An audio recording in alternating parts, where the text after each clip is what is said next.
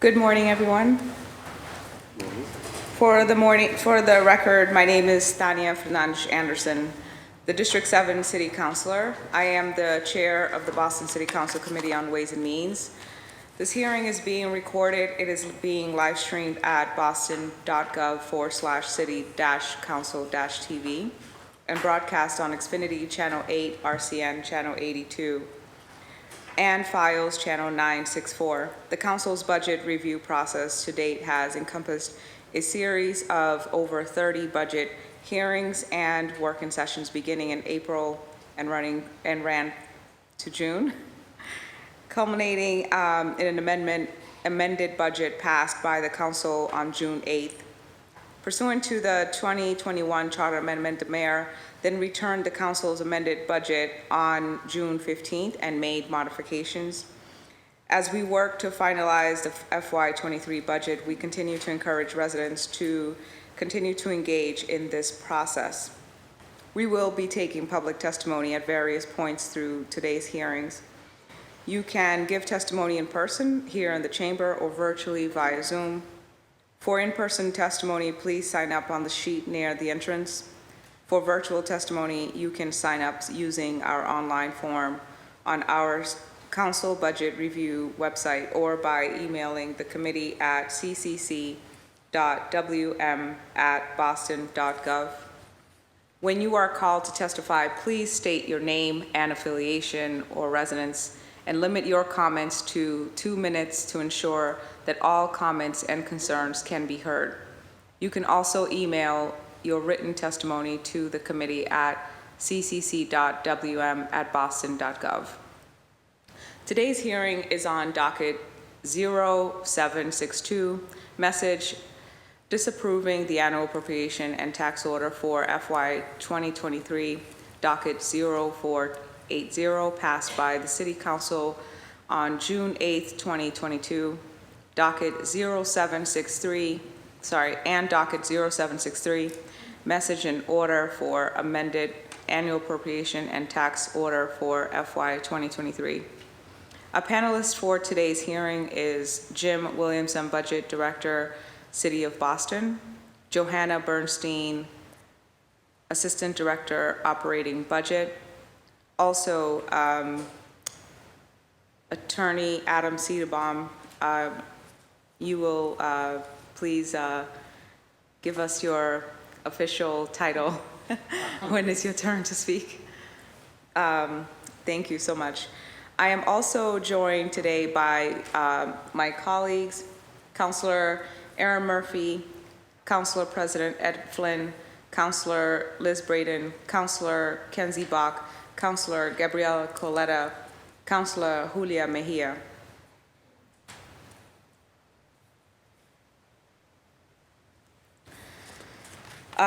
Just for the sake of the format today, we will address all questions I'm asking my council colleagues. We've also just been joined by Councilor Ruthie Louijen.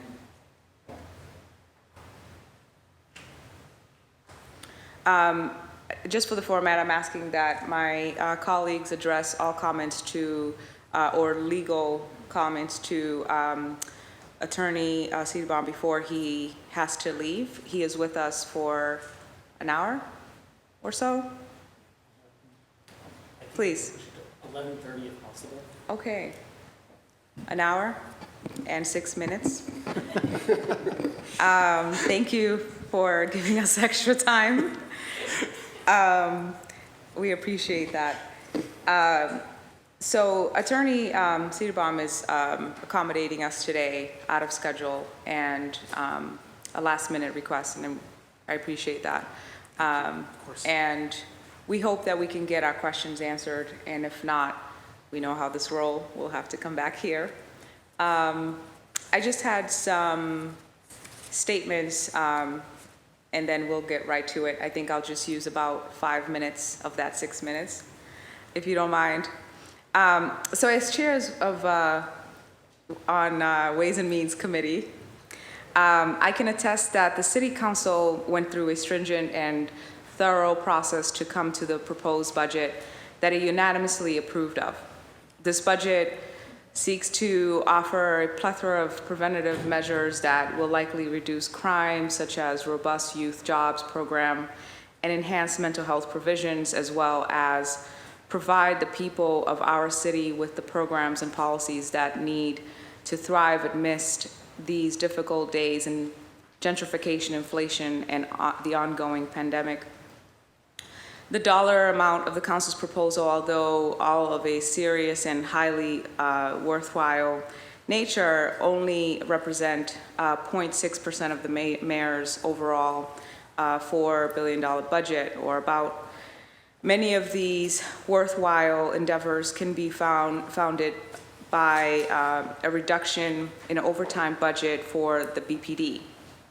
It should be noted that 469 police officers made over about $50,000 a year in overtime alone over the last year.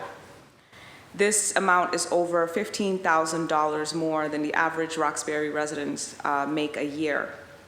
The mayor states that it is beyond our purview to make these cuts, so that it was not a real cut. As chair on Ways and Means, I respectfully counterpose that if we adequately fund youth jobs, affordable housing, after-school programs, youth centers, mental health, and more, the need for the overtime will drastically reduce, hence making this conversation moot. An example of the important work we did in constructing this budget is in the robust funding we have put forward on the Office of Returning Citizens. This office assists with coming back to our communities from stints of incarceration with a variety of services and resources such as job training, housing, and other needed support.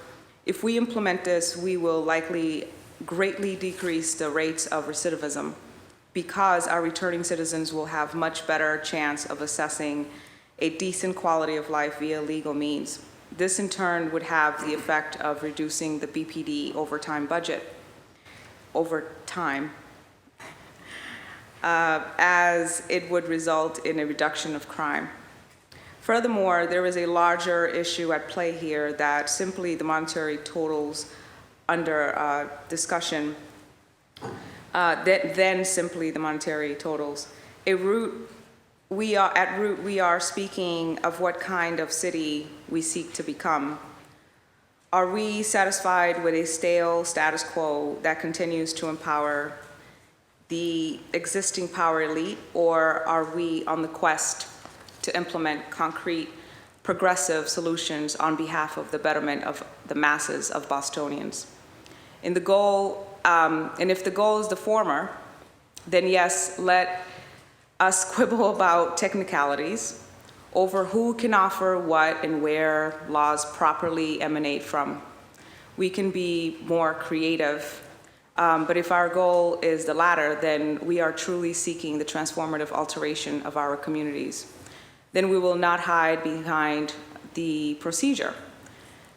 The point that I'm trying to make is that we want to be truly transformative. If we want to be truly transformative, then, and if we need to lay out reform or plan for reform in order to begin to make these cuts or to properly upsize preventative measures that will uplift social determinants of health, essentially perpetuating, hopefully, lesser crime, lesser issues, lesser depression, lesser displacement. We know that these things perpetuate crime. So it would make sense that we create some sort of plan or system, whereas we are upsizing one to reduce the other ultimately or eventually. It would take time, it would take some conversation, and I welcome the administration, and I know that my colleagues that are on this as well, advocating for this as well, welcome the administration to have conversations, to be included in the process of thinking through that, and not just in the way that we come into this chamber, we file hearing orders, and then the administration hears about it, or that the administration files a full plan for the full ARPA dollars that supposedly is for the people that were disproportionately impacted, hence Black people. And then we find out about later, and then we have to struggle or rush to file our ideas or projects or to support the programs in the community that are addressing the disproportionately impacted Black people. And so I think that after dozens of hearings, I've done the best that I could to be as democratic as possible, to make everyone feel valued, to include and to communicate with the administration as well. I thank you, ANF, IGR, all of the supports throughout the city of that have been a part of this process. And I say that with an open mind that we can move together in this process and evolve as we continue to adapt to this brand new power that we have. This thing is new. We are all learning, I understand. With that being said, we're back at the table. We're here to discuss the next steps. The mayor has agreed to some of what we have offered and propose other aspects of it. I'd like to point out that every single email that I have gotten, I don't know about my colleagues, they can speak for themselves, so far has been in support of the budget that, our amendments, I should say. And for, good morning, hi. Oh, welcome. And for now, we need to sit with the mayor's response and begin the process of deciding what we will do moving forward. So today we'll hear testimony, we'll do the questions, we'll address the legal first, do the questions, testimony, and back. Hopefully time will permit. And hopefully we'll get you out of that seat to stretch your bones within 3 hours. All right, I thank you for indulging me and allowing me to express myself. And I will now go to my council colleagues for any questions. I do, of course, have questions for you, Adam. If they ask it first, it's totally okay. We'll circle back. First, I have Councilor Murphy. You have the floor. Please address legal questions first, and then second round to ANF. Thank you. Councilor Murphy, you have the floor. Thank you, Chair. So I don't have any legal questions. I appreciated the letter the mayor sent and still getting through this follow-up, but went through the changes and it seems like 8,832,053% of the appropriation order were intradepartmental amendments that we could not legally shift around. So I understand that, and I'll come back to the second round if that's when we'll be asking more specific questions. Is that true, Chair? Yes, ma'am. Okay, so thank you, Chair. I'm good. Thank you. Thank you, Council. Councilor Braden, you have the floor. I'm just sorry to clarify, we're doing 5 minutes so we can allow testimony in between. At this point, I think having clarity about the interdepartmental and intra and interdepartmental transfers of funds and I think that was very valuable. I wished we'd had that at the start of our conversation before we started our deliberations. But as I feel like we're still got the training wheels on, this is a very new process and we're learning as we go. So it's going to be so much more smooth next year when we do this the second time round. But I don't have any particular legal questions this time, and I'm in the interest of time, and I know we've got a limited time with council this morning, so I'll yield my time. Thank you. Thank you, Councilor Braden. I say we put him to work. No. Attorney Cedarbaum, let's talk about that a little bit, and I know that I made some points to you. I pushed back, and I think that there's a second part to that. Can you explain? Yeah, thank you. And let me start by thanking you, Chair Anderson, and the committee, as well as the whole council. This is obviously a new legal process for all of us, and I believe that, we are all sort of learning and identifying details where the language of the charter amendment requires sort of further analysis and sort of interpretation to sort of come to a complete understanding of how it sort of dictates the process for this body as well as the administration to follow. So thank you all for that. And, I will just say this topic of intra-departmental transfers, I think, is a great place to start. And I want to sort of say,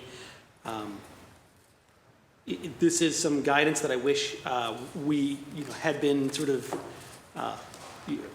maybe clearer about earlier and understood the way this would come about earlier. And so I do, agree with Councilor Braden that next year I think it will be smoother, but let me address it a little bit. And let me sort of be clear about the way we read this and what we don't read in here. It is not the position of the law department that the city council cannot do an intra-departmental transfer, right? So for example,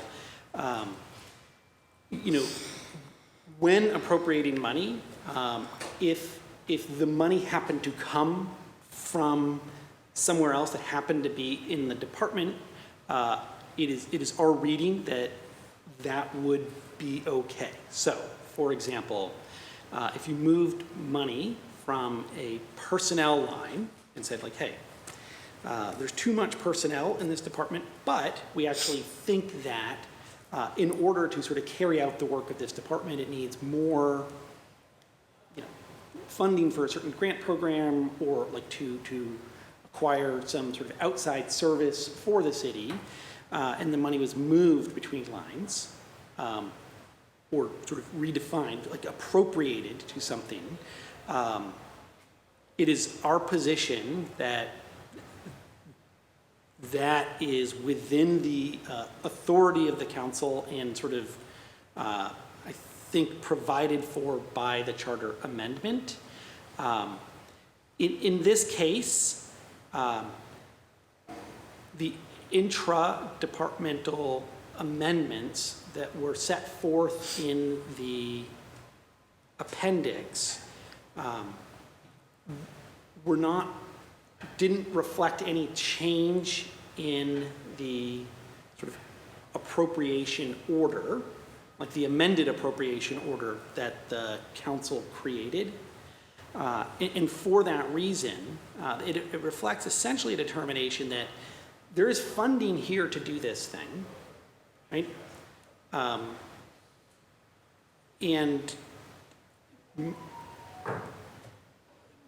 But you should do it this way or to this amount or something within the appropriation that exists.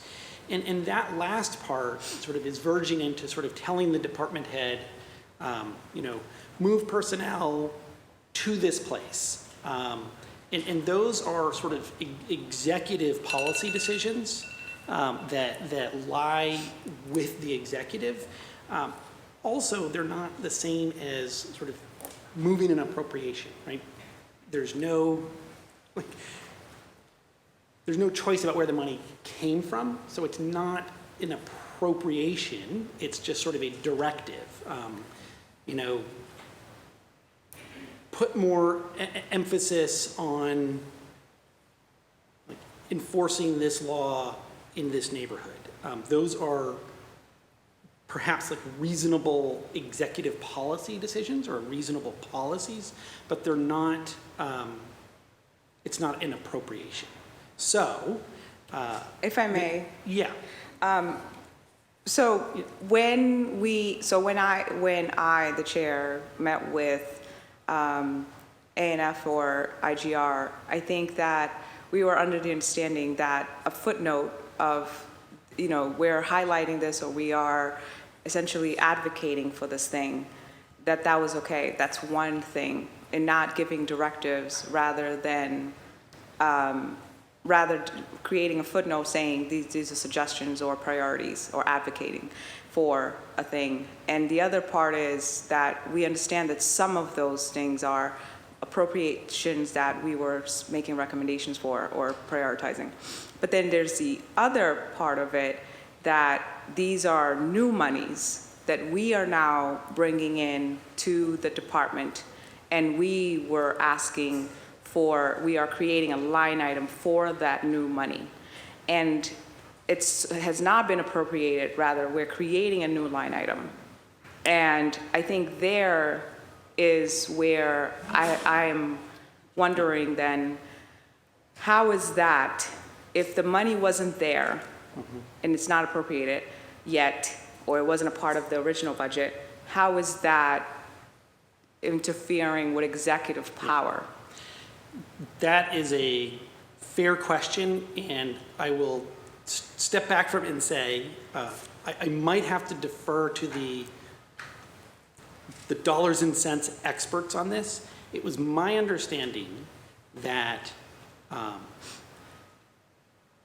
the items identified in the intradepartmental amendments portion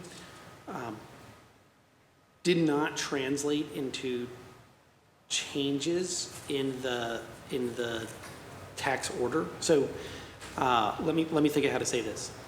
I agree. I understand. Let's say if you had extra, like $1 million extra showed up in the personnel services line for some department, along with something here that said, this is so that we can fund this particular city-conducted outreach program that's going to require, 12 employees or something. I believe that would be an appropriation, and it is within this body's authority to do that. What I understand, and I know that there was conversations and plenty of opportunities for A&F to get back to me on whether or not those items were properly suggested or properly footnoted or properly moved. And in that case, I think that the amendment clearly states that the council and the mayor and the city together to work on this budget amendment process.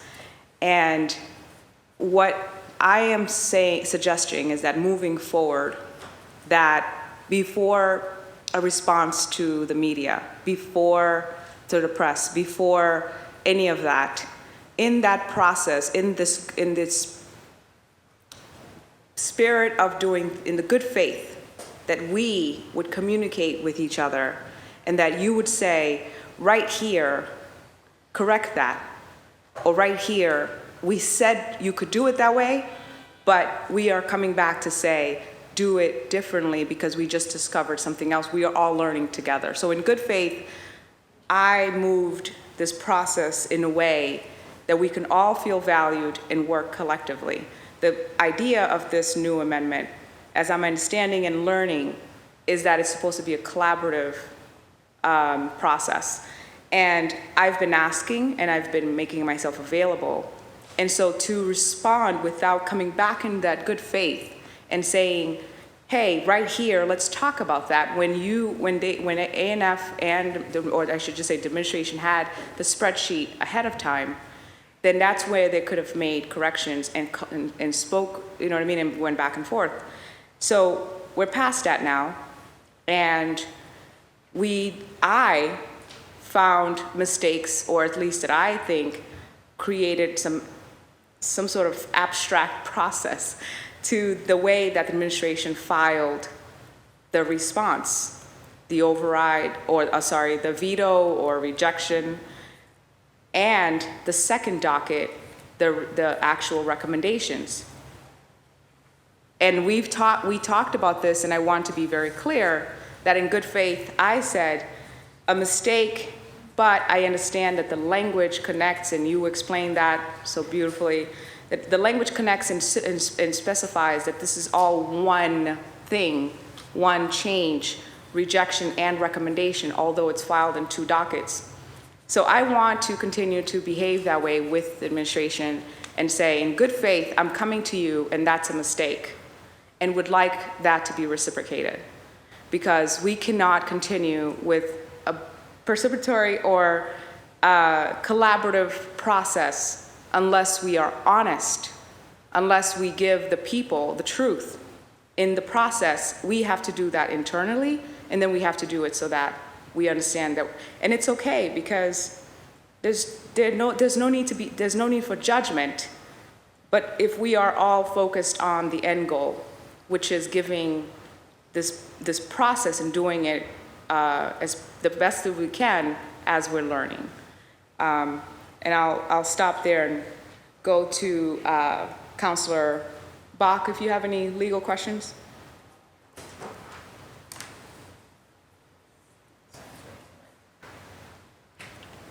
Thank you, Madam Chair.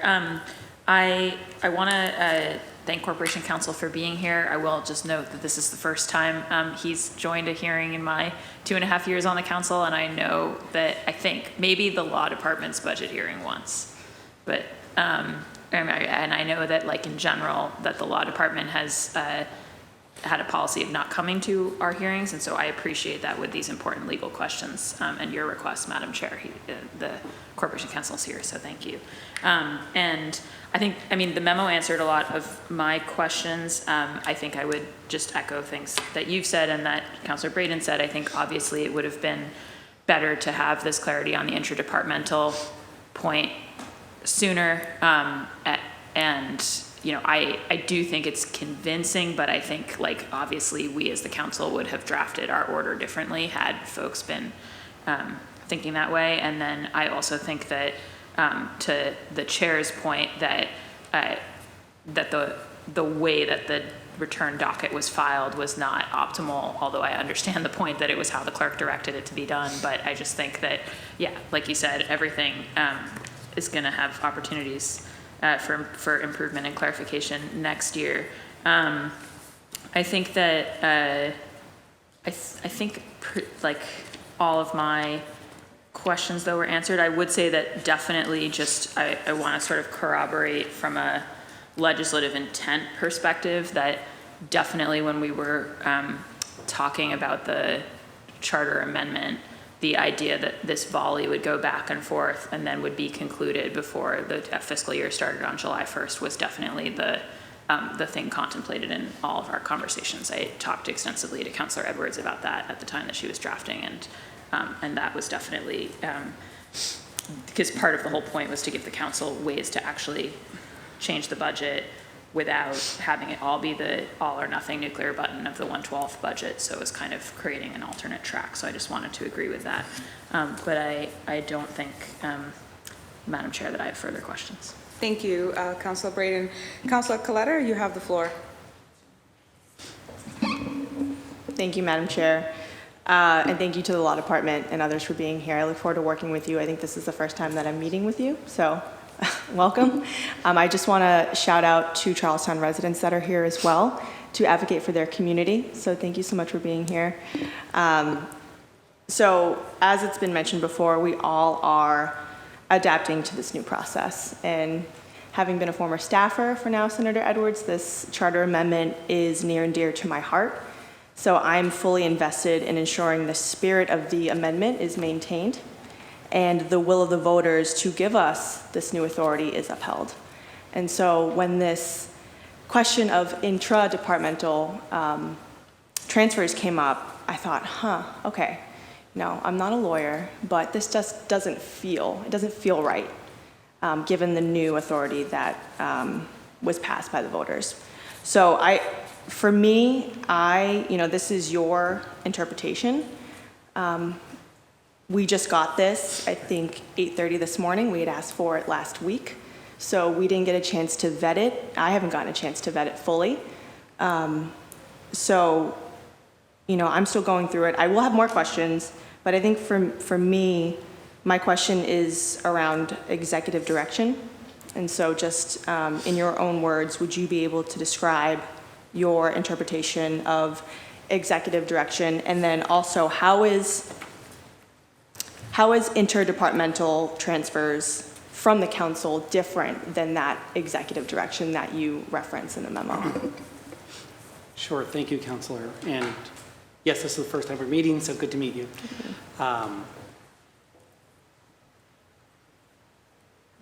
The difference is the council, I believe, always has sort of a legislative purpose in making an appropriation. So in the interdepartmental transfers, the purpose for making the appropriation is clear, but the fact that an appropriation was made and offset elsewhere is also clear.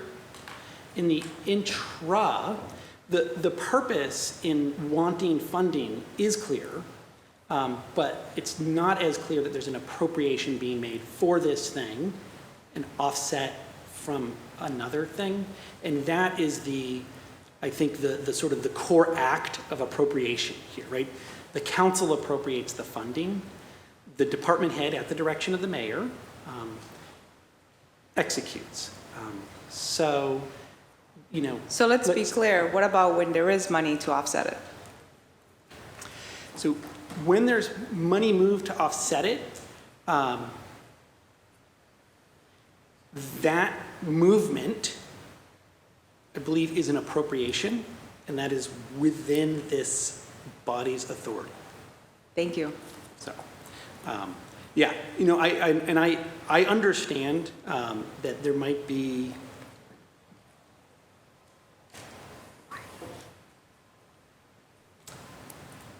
that with respect to this list of intra-departmental amendments,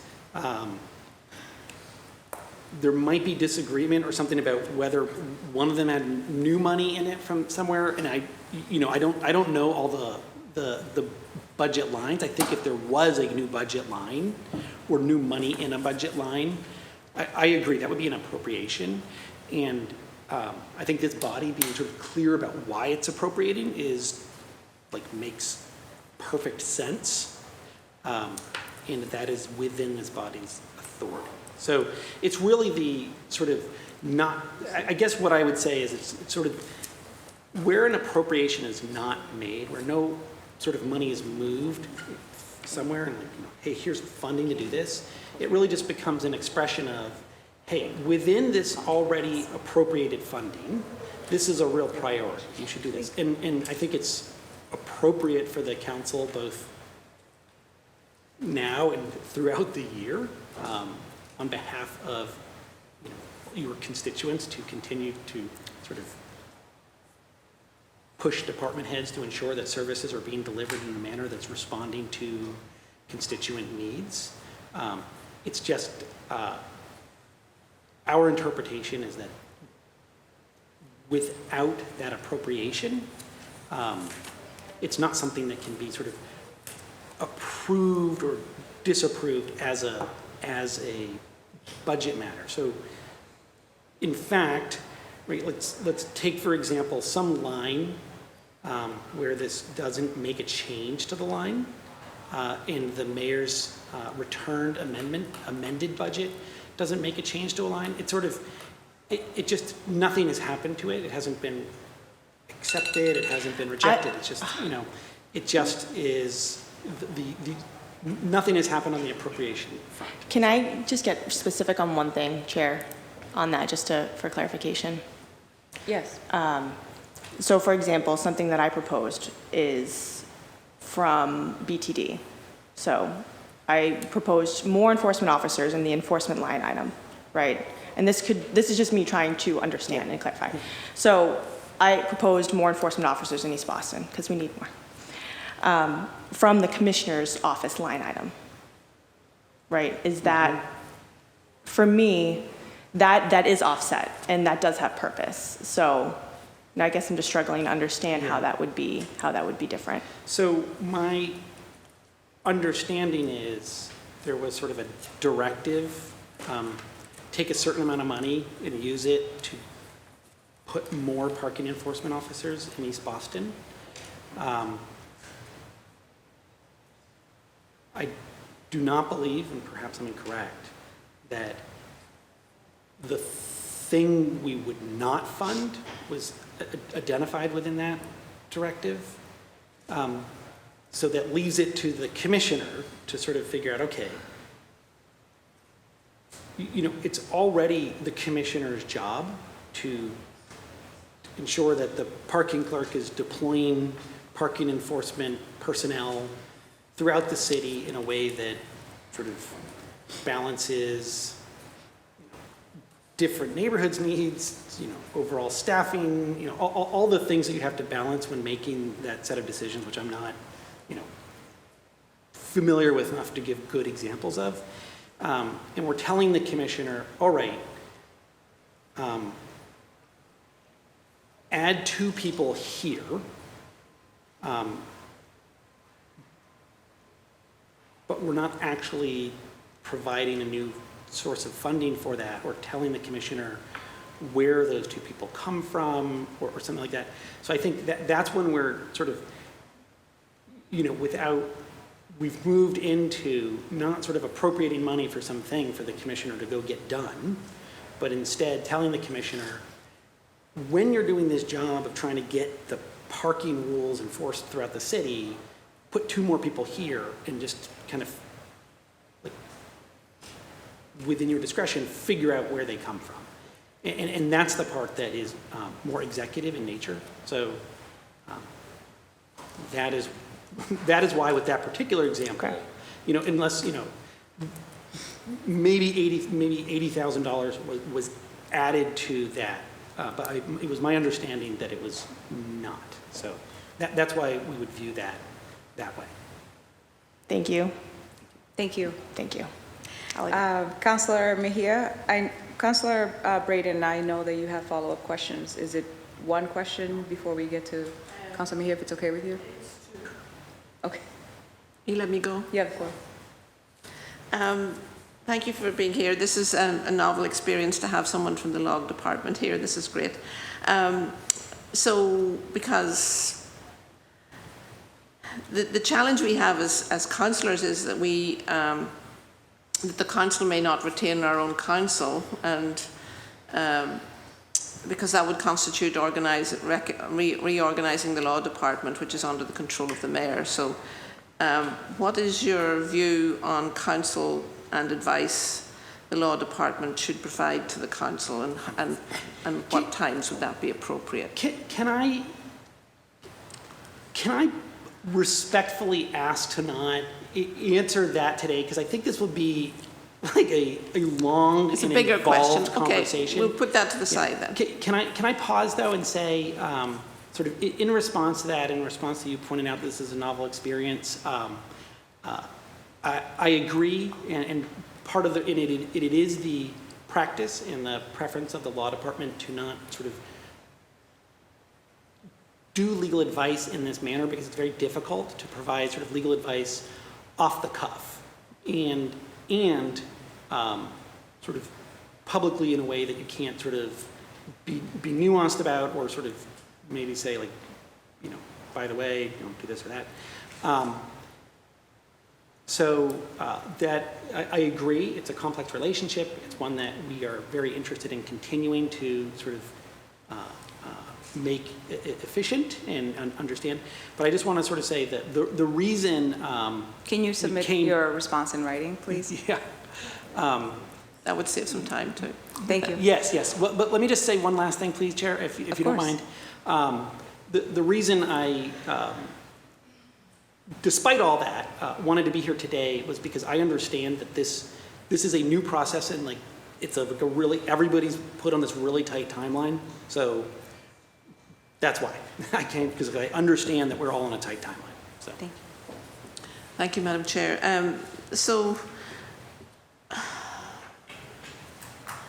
one of the things that when you read through the budget book, you read the appropriation and then the enabling legislation, that allows, that is, gives you enabling legislation that you can actually file that. So what is your view on appropriations for departments that are outside the mayor's office, which do not have a authorising statute which creating them? Because we have a few offices that have sort of floated out of the mayor's office into the general space, and they don't actually have enabling legislation attached to them. I think it's something we have to repair or correct, but what's your view of that? So I guess there's sort of two questions there, but very quickly, yes, that is something that could be addressed through ordinance. But my view of, like, for the purposes of today, I don't think that it has a huge impact on sort of decisions to be made at this stage of the budgeting process, right? So whether there's legislation that could sort of clarify structure or something is one sort of longer term question. I'm not sure that it impacts the short term question of do the mayor and council together, you know, is the budget going to appropriate funding for X, Y, or Z sort of program or activity, right? There's an appropriation and there's a question of, you know, do we want to change structure of something? So I think that they are somewhat separate questions, and I think that the lack of enabling legislation does not affect the validity of the budget vote. So in essence, then, you're saying that we don't need enabling legislation to authorize an appropriation. That's. I don't think that I said that. It's confusing for us who are not legal people, legal right. eagles. Yeah. So I'm not saying the mayor and council could choose to create a department or reorganize something, or, you know, decide that in the future having something sort of be broadly part of the mayor's office isn't the right setup. But I don't think that that has a bearing on the validity of a budget vote to appropriate funds to city work. Thank you. Thank you. Thank you, Madam Chair. Councilor Mejia? Thank you for convening us, and thank you, Adam. Thank you. I'm going to ask you to, when, especially for me, because I'm trying to follow along, and so are our viewers, many of which have absolutely no understanding, including myself, half of the things that you're saying right now, because it's just very confusing. So it would be really helpful to me for you to be as direct as possible. Is that helpful? Can we try that? Just because. We'll try. Okay. And if you could just be as short as possible too, because there's a limited time and I want to make sure that we get through this. So is it fair to say that the new process that we're going through provides us an opportunity to have an interpretation of what this particular process would look like, right? So historically, right, based on your legal memo that we received hours before this particular hearing, which was very difficult for us to get through, right? Is there an opportunity for us to challenge the interpretation of what the interdepartmental looks like? Because this is a new process that we're going through. So does that give us the opportunity to challenge what this particular body has the right to do given the new circumstances that we find ourselves in? So I know you wanted the most direct, clean And can you answer speak into the possible. mic so that people can hear you? Thank you. Sure.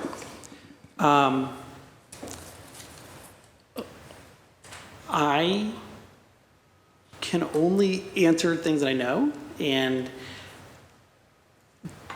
I have not done any sort of, or my department has not done any sort of research or prepared to sort of discuss how this body would challenge that. I'm not saying that there are not any ways. I'm saying that I'm not able to provide that answer right now. I would also add one more thing. Remember, part of our interpretation or response was that on these items, there were not changes between the mayor's budget and the council's budget. So although there was an expression of, hey, you know, we should use the budget this way or that way, you know, there was not a change made in the budget, right? The council returned something to the mayor that didn't change, for example, and maybe I'm wrong about this, I'm looking like, you know, if there's a department where it didn't change the budget, I don't know what the legal dispute is, right? So I can't answer your question, and I apologize. That's but, okay. Don't worry. You know, I just want to be clear that Okay, part of that- this. okay. Don't worry about it. I have a lawyer that's going to come get you in a second. So, but let me ask another question then, right? Is it fair to consider the fact that we were not set up for success? There has to be some sort of responsibility that the administration is considering taking on in terms of their own accountability and transparency in setting us up for success. So who can speak to that? I don't think anyone here.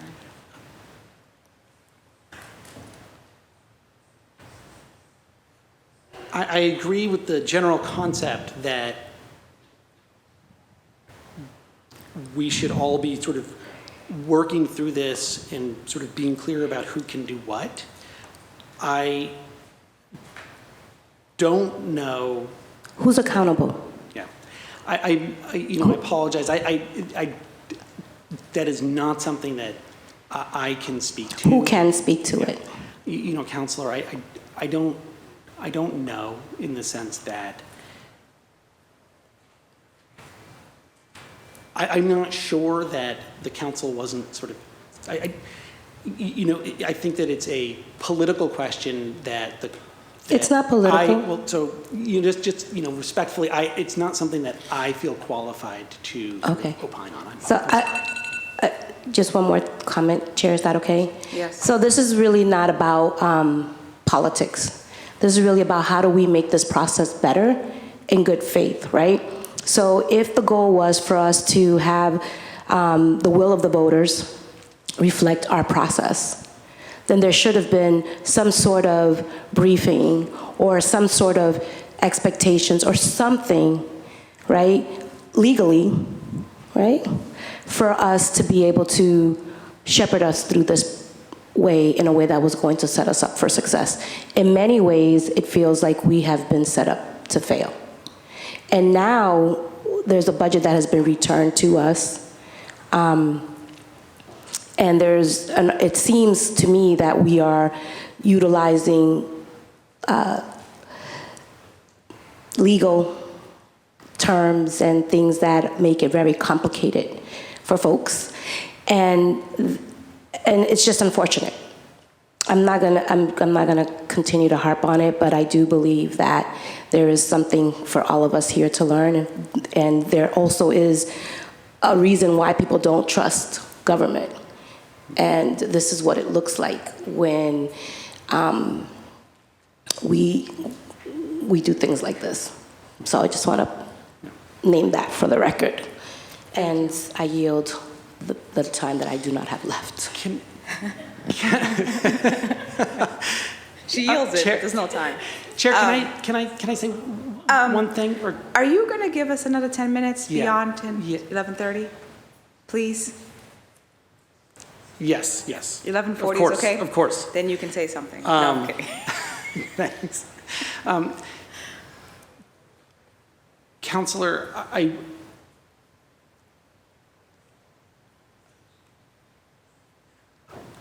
I agree that, you know, sort of as we go through this process, I think we're seeing a lot of specific questions of like, wait, how does this work under the charter? That, frankly, I did not personally anticipate. That, you know, I'm no more, you know, I didn't start this thing as an expert on this new process we haven't done. So I think there are a lot of sort of new questions that have come up, and I agree and do wish that sort of in you know, in terms of we are all learning, and I think something that I have learned is, boy, I wish that we had sort of, is there a way to sort of anticipated more of these and try to been ahead of them? And I think that is something that, you know, you spoke about us all learning. I think it's something that I have to admit, I should have, you know, I am learning, but I wish I had learned somehow before. So I just wanted to acknowledge that and say that, you know, there are a lot of new things in here that have sort of come up after we've gone through this process.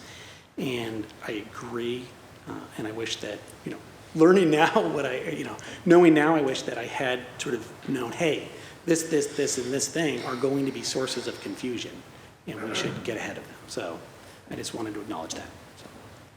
Thank you. Counselor Attorney Lujan, do you have any legal questions? I do. Thank you for being here. I know personally that it can sometimes be difficult to answer these questions on the fly, but I appreciate you for being here in response to the chair's request. So I have a question that has to do with the last page of your memo. And I also concur with my colleagues that receiving this today was less than ideal, as has often been the case throughout this entire budget process about when we receive materials and our ability to review.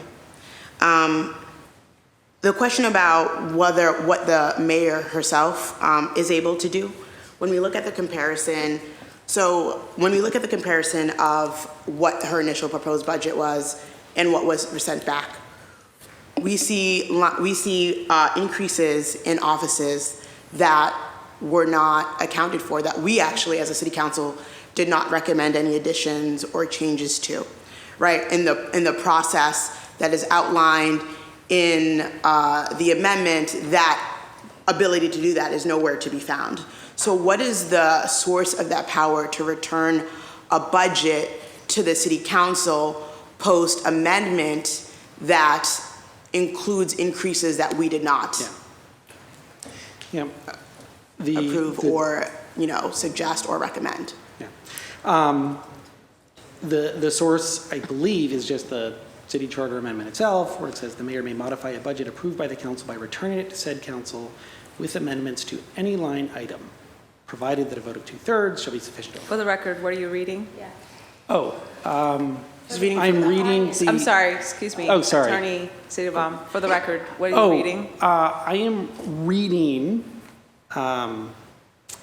the city charter, right? This is now sort of, this is the amended, this is the city charter as amended Thank you. by a vote of the people of Boston in 2021. Thank you. So, And Attorney Sitterbaum, thank you. Can you actually repeat that, what you just read? Sure.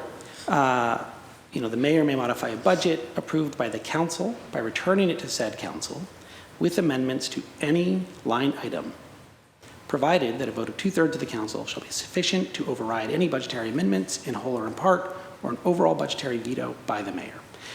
So, Councilor, I think that that's just the source of the authority. I think that it, not to get too far down the path, I think it, like, well, we can follow up. I think that authority is bounded by some things. Like, I think that it can reflect sort of, I think the administration's in the best possession of sort of like the most recent revenue projections. I don't think you can do things that are not sort of driven by that, right? So you couldn't just have completely, you know, like new set of things. But I do think that, you know, here, I think that my understanding is there were some sort of updated state revenue projections, or, you know, like an updated state liability that sort of made the numbers slightly different. But basically that is the source of the authority. Okay, and so part of the issue I find with that, and especially when you're reading the language in the charter amendment, is that it is subject to interpretation. I find that language to be vague about what it means to be able to update a line item, and it seems that your response to us actually as members of the city council is that the interdepartment transfers at base or at root is what I hear from you is that they were rejected by the mayor's office due to vagueness because there wasn't this authority or there wasn't that directive that because we are able to pull from A to send to B if it's in a different department. But what happened with the intra-department transfers is that because we didn't specify or, it wasn't to the liking of the administration how we were pulling from within a department, that was rejected for vagueness. Now, you can respond to that. Sure, I don't think it was rejected for vagueness. But you did state that you feel like the interdepartment transfers would have been, or potentially would have been legally permissible had it been specific to a budget line item within that department. Correct. So that to me is vagueness. So, yeah, well, you can define it that way. But to be clear, I don't think it's because of vagueness. I think it's because without saying, oh, this thing loses funding and this thing gets funding, I think it's sort of not in appropriation in the same way. So instead, it's just sort of saying like, department head, do more of this and less of something else. So I mean, in that sense, maybe it's vague, but I think that I don't necessarily mean like the legal. I don't necessarily mean like the legal term. Yeah. I know vagueness is like I don't necessarily mean in that way. But you're saying you should have been city council. Bad job. You should have been more specific and more exacting in how you were pulling from within a department. yes. So I think that, like, I'm not saying bad job, good job. I'm just saying if the money came from something and went to and say like let's appropriate it for let's appropriate more money for contracts because we want to have funding to do X.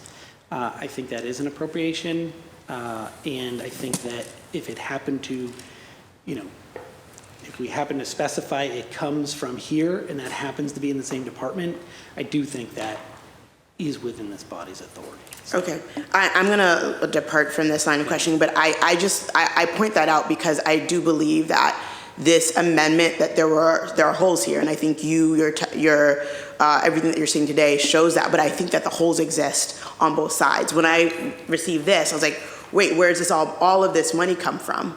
That are differences in the mayor's office, in the law department that are not explained. And without further analysis or a budget book giving that would be helpful. May I ask one more question, Madam Chair? So I think a lot of the crux too of this argument is that we're relying on a case and from 1981, City Council versus the City of Boston that talks about the limits of the City Council's authority when it comes to the City Council's ability to, over the fiscal powers of the administration. But in the footnote you say, and I think this is the crux of it, is that since Boston City Council was decided, the Charter Amendment has expanded the City Council's authority by conferring upon it the power to amend the budget. Thus, the limits of the City Council's authority, in this case, Boston City Council, may not reflect the full breadth of the City Council's new budgetary powers. So I think the part of your argument is resting on a case from 1981 that doesn't fully envision us having the power, the shared power that we now exercise over the city's budget. In the case that I have not been able to read to its full extent, right, because we just got it, but it says the council may not increase or add items to the city's budget, and we know that that is not true. And so I just think that, I say that to say that there's a lot of gray area here in even the city's interpretation of what we can or cannot do, specifically with respect to interdepartment transfers. And then with responding to and this is a later question of how we can respond to the mayor's response. And I think a lot of that has changed since this case from 1981 that does not envision shared power with the City Council. Can I have a second? Yes. Thank you. Councilor, I think that's correct with respect to budget. Like the council certainly has new budgetary authority under the city charter amendment that was just approved.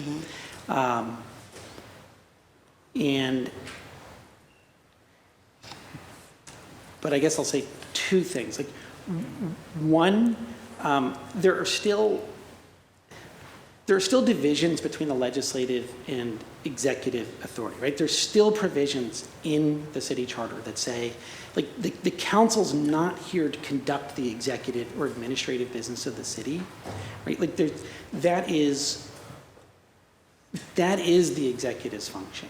And then there are, executives who report to the mayor, who, within their department, that is their function. And that gets to the second one. With respect to, like, I didn't frame things as intra-departmental transfers, right? Like, I might frame things as things that have an appropriation change associated with them and things that don't, right? I think that might be, like, to my personal way of thinking, an easier way to sort of think about which things are budget and which things are just sort of saying to the Commissioner of Transportation, hey, do your job in a different way. And it's completely within the city council's right to say, hey, you should really think long and hard about doing your job in a different way for all these reasons. I do not think it's within the authority of the city council to say, do your job in a different way, like just by law, unless we sort of restructure the department. So while that case about, while the budget powers have changed, if there's not like an appropriation change that comes along with something, I just believe that it hasn't been dealt with in the mayor's response, right? It hasn't been accepted or rejected. It's just, hey, this appropriation was there. Nothing changed in the budget she got back, and maybe nothing changed in the budget you got back. So I would maybe, like, in terms of thinking about, lessons learned and all this stuff that, going forward, I would personally think about, we're not talking, the division isn't inside of a department or outside of a department. It is, did we move money from one thing and make it available for another thing? So I get it. So it sounds like the disagreement is over what constitutes an appropriation, right? There's disagreement about that, but there is acknowledgement from your office, based on this legal memo, that there's a lot of gray area in determining what the full breadth of our power is to do an appropriation and what an appropriation should look like pursuant to our new powers. yeah. Yes, I absolutely agree that this new charter amendment leaves a lot of the details out. Thank you. It's time. But just to be clear, let's not lose sight or mix up what we've already agreed on. That only applies when it's not new monies. And to make it plain, if we don't actually bring in money to that department, new money, some not from the original budget, but rather the counselors said, take money from this department, bring in an additional amount, we increased the second department, and then we said, use it in this way. That is appropriation. That is not telling them to fire someone or lay off someone and do it differently. That is totally allowed. And so I just want to make sure that when we move forward and as we keep going back and forth, whether or not you are saying, yeah, this leaves room for further clarity as the amendment states. I mean, we're going to obviously all hopefully get into looking at the ordinance that the advocates and myself and Councilor Bach and Councilor Julia are already working on to clarify the procedure or the process moving forward. And I think that there's the room, there's the platform for us to be able to build this more clearly. Councilor President Flynn, you have the floor. Thank you, Councilor Lujan. Thank you, Madam Chair, and Thank you, Madam Chair, for the important work and leadership you're providing. Thank you to the panelists for being here. Thank you, Adam, for your work as well. So my question is, tonight I'm going to speak to residents of Villa Victoria in the South End, and I'm going to talk to them about this meeting today. What is your message you want me to tell my constituents about the last hour that we focused on?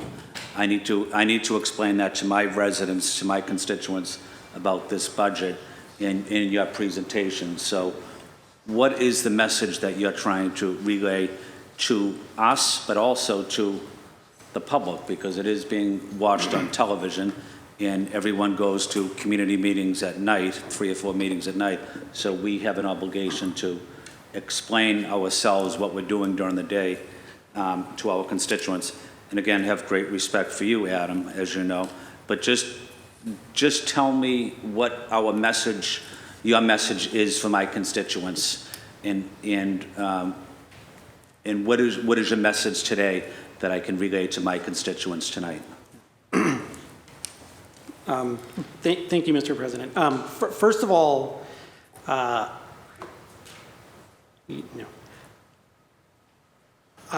do not consider myself to come primarily with a message for anybody. I wanted to respond to the invitation to be available because I understand the tight timeline that everybody is on.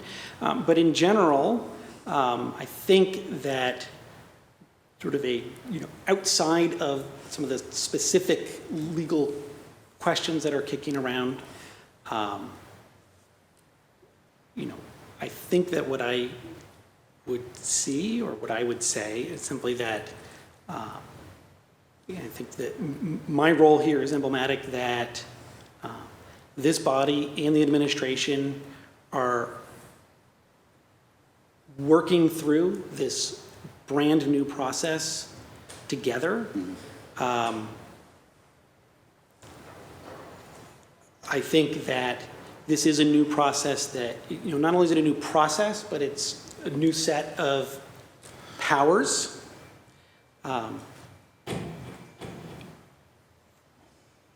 And I think that both this body and the administration are sort of figuring that out. And as these new powers are exercised through this new process, there are, I think, questions and situations and specific, issues that have come up and probably will continue to come up that I do not believe were sort of addressed specifically in the language of the charter amendment. Okay. But that, I'm here because I think, we all want to sort of address those new questions sort of as openly and honestly as possible. And, we will all learn a lot this time through. With respect to the specific budget items, that's not sort of my area of expertise. And I think that these guys would sort of say that, between the 3 budgets we've seen at this point, right, the proposed budget, the amended budget, the council's amended budget, and the amended budget returned by the mayor, as the chair said, we're actually down to, not giant differences at this point, but that we are sort of clearly still working through how do we get to the finish line under this new thing together. And that would be my basic message. And I think that with respect to the specific changes, obviously that's for the, that is still the subject of your deliberation. Well, not to cut you off, Adam, Yeah, but what you said is the most important thing I've heard you say so far. It's a brand new process. We're working together. It's a new dynamic. Both the mayor and the city council are working together. There's challenges that we have. We need to continue working together. So I appreciate the comments you stated, and that's exactly what I'm going to relay to my constituents tonight. Now, from today until the budget is passed, what other legal challenges are there? What obstacles are in the way? What hurdles are in the way? What should we know? Is there anything else that the council needs to be prepared for? And again, I know the chair is providing exceptional leadership, and we support the chair. But what else, what other obstacles do you see as we go forward over the next, whatever it is, 10 days? And how do we overcome those obstacles now instead of dealing with them when they come up? So And again, I have to get your answers and deliver them to my constituents tonight. So I just want the language that the response to be as clear as you can. And I don't mean to cut you off. I apologize about that. No, fair enough. And I apologize. I wish I knew what obstacles sort of lay ahead of us. As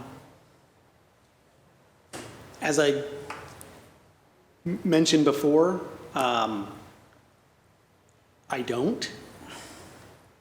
However, I understand sort of where we are in the timing, and that we are all sort of desperately trying to, we all want to have a budget done on time. Therefore, I guess what I would say is, as these questions arise, learning from, not having, anticipated some of the particular questions that have come up. I don't know what obstacles will arise, but we will be, researching feverishly to provide, our advice to the chair, to the administration, to the council, as they do. It seems like, to me, it seems like so anyway, that's all I can say. I just really don't know. Oh, okay. Thank you, Adam. I appreciate your response. Thank you, Madam Chair. Thank you, Council President Flynn. Councilor Latta, you have the floor. Thank you, Madam Chair. Thank you all for being here today. Adam, hi. Thank you. I think the question that I had has been answered. I think the intra-departmental changes and our ability and what's within the scope of the city council is also clear to me. I know that it might not be to everyone on the council, but I think that I understand in terms of what we can do. I think the example that's coming up for me right now is that the mayor can increase the line item on the city council's staffing budget, but can't tell us that we need to use that to hire like a budget analysis person, right? Like can't tell us that we need to use that money for something. Yeah. And ultimately, the decision on how we use our line item for our office is to us. And we can move money to BTD, we can move money for personnel from somewhere else from BTD, but we can't necessarily tell the commissioner that what he can do, or where that personnel specifically goes. Like we can't tell him that the personnel needs to go to a specific neighborhood, even if we do increase the personnel line item. They can hire 2 meter maids. I'm just using Councilor Coletta's example. They could hire 2 meter maids, but that doesn't necessarily mean that they're going to end up in East Boston. Is that That's an excellent explanation and better than I did. I know. So, yeah, the question that I had really was about the city council adding money to the department, if we could specify what program it goes to, which the answer to that seems to be yes. And the question about sub-line items on the budget and allocating it to different programming. So I don't think I have any questions, Madam Chair. Thank you. Thank you, Councilor Latta. Councilor Baker, you have the floor. Thank you, Madam Chair, and good morning. Good morning, Good morning. everyone. Hi, Adam. How are you? Hi, How are good, guys? thank you. Adam, do you work for the mayor or do you work for us? Or do you work for both of us? Both, right? Like I just, obviously I'm appointed more by the the mayor? mayor. Oh, like clearly more the mayor. I'm appointed by the mayor. I have an obligation when I'm, asked to provide legal advice to just provide legal advice. Right. So there was an interesting line of question earlier. Councilor Mejia was asking about how you guys were going to help us through this process, and there's a separation of the two bodies, so I don't think it's on you guys to help us. But I think when we were all going through this process, when we were sitting in this room, there should have been people from the administration here to say, whoa, wait a second, let's think about that. You know, it was actually sausage, not actually, but it was sausage making legislative process. It was messy, but you more work for the mayor, in my opinion. I don't know, you could say it's 50-50, but I think you more work for the mayor. So I was never in favor of this process. I think we're gonna have issues with our bonding. And Jim, the next question to you is, are the bonding agencies looking at this and saying, look what's happened to Boston, we better knock an A off that, knock 2 A's off that, you can get to that later. But in moving forward, what's this gonna look like? Is it gonna be the same thing next year, or is there gonna be a real effort? Because this mayor was part of the charge to put this in place, and now that this new mayor is an executive, it doesn't seem like the executive board, the executive office over there is necessarily on board with this process. So I think it's to figure out what's this gonna look like next year. I mean, we'll get through this year, but messy is an understatement. And Jim, if you can talk about bond rating now, like, what is this process right here, this meeting, the previous meetings we had, what does that mean to surety of our budgets? Because, I mean, honestly, now we're looking at a budget. To pass your budget, this administration only needs 5 votes, something like that. I mean, it's absurd to me. You know, I'm still trying to figure out what this budget looks like, and what are the chances of us going to a 1/12 if nobody likes anything, and then we're really going to have issues. So what do you think the bond rating agencies, are they looking at this? Are they paying attention to this? So I would say that they would ask a question, but they would want to know the impact of, or adverse impact of the process change. I don't think there's been any demonstration that there's any adverse impact at the moment. So they would wait till that point before they. So they'll reserve judgment for a year out or something like that. Right. And so Jim, being the head of budget now is what you are, right? Correct? Mm-hmm. Correct.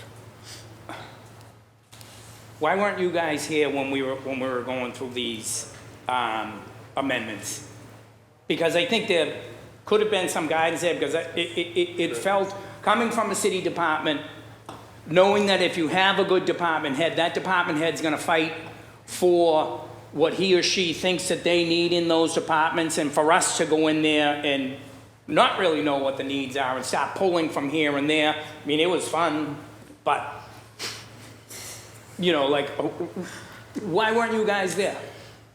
Well, I think part of it was respecting this body's sort of internal deliberative process, and sort of, and to be honest, and to be in line with sort of Adam's sort of, we didn't know what we didn't know. So we sort of didn't sort of understand the full complexities of intra versus inter, and really until that day.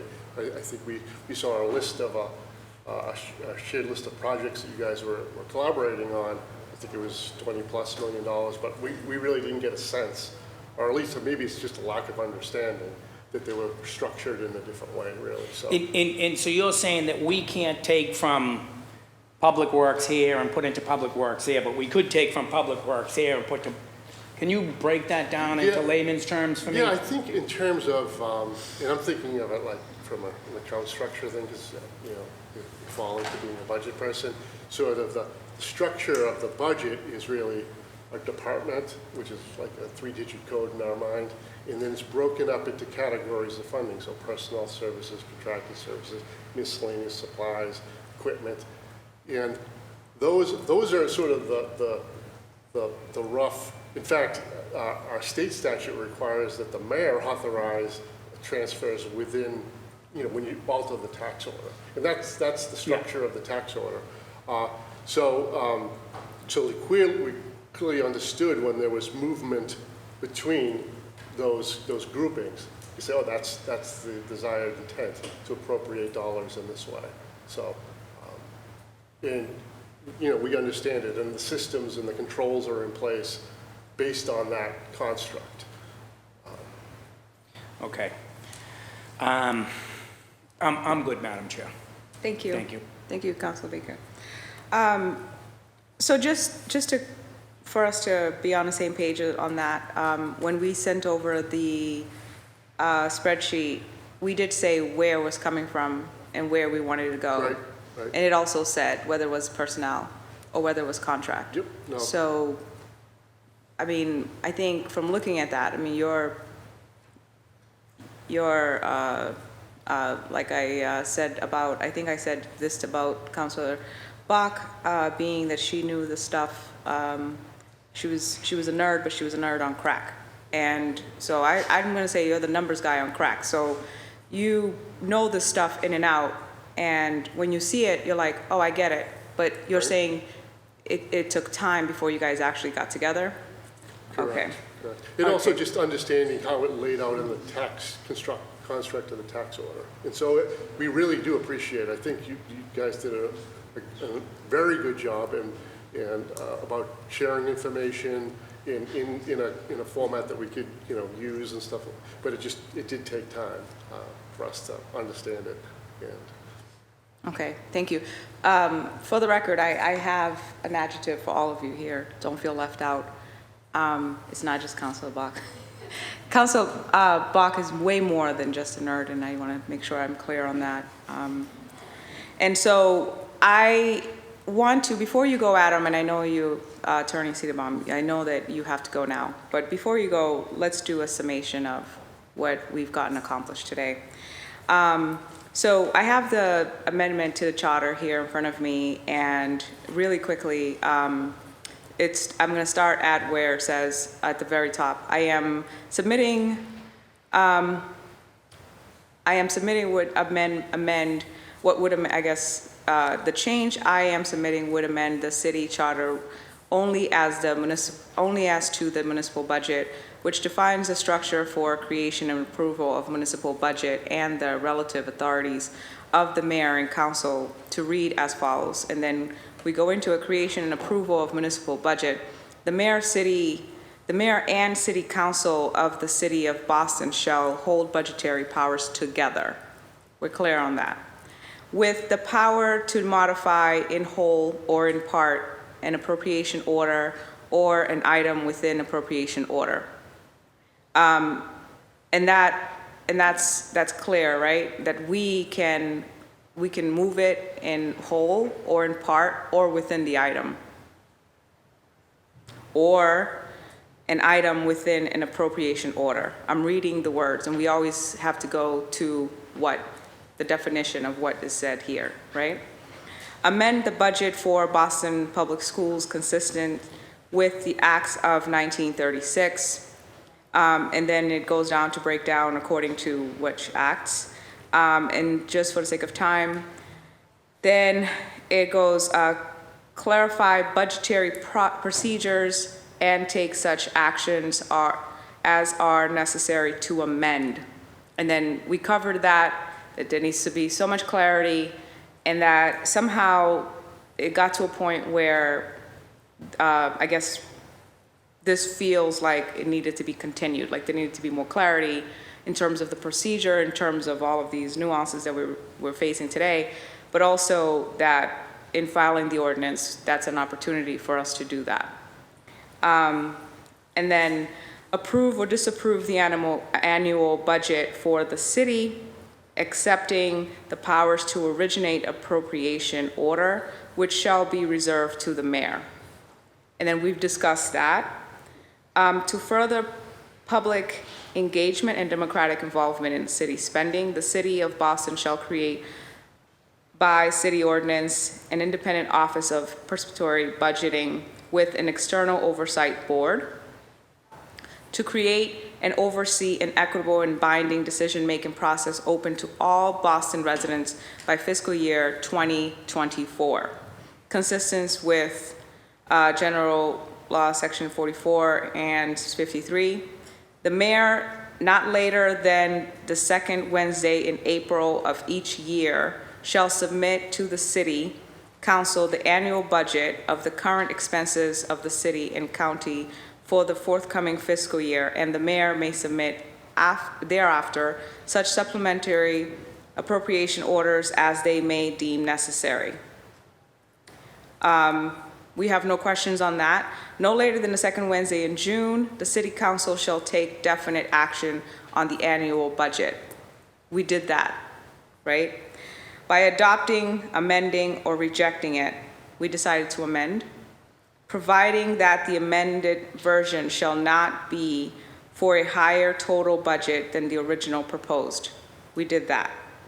In the event of their failure to act in a budget submitted by the mayor, the items and the appropriation orders in the budget as recommended by the mayor shall be in effect as if formally adopted by the city council and approved by the mayor. That if we took no action by that time, right, that it would go back to the mayor's budget would go into effect. The mayor shall have 7 days from the time of a budgetary vote of the council to approve or return said budget to the council.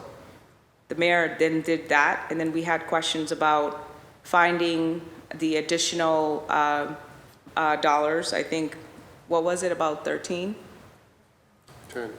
10 million? Yeah. The additional 10 million. That reminded me of like, thanks Mom, Mayor Wu, if you're watching. Like when your mom finds money under the mattress, because it was like pretty cool. I was happy about that. In the event of the failure of the mayor to act on a budget approved by the council, the budget shall be in effect as approved by the council. The mayor may modify a budget approved by the council by returning it said council with amendments to any line item, provided that a vote of 2/3 of the council shall be sufficient to override any budgetary amendments in whole or in part, or an overall budgetary veto by the mayor. So we can now override in whole or in part or overall.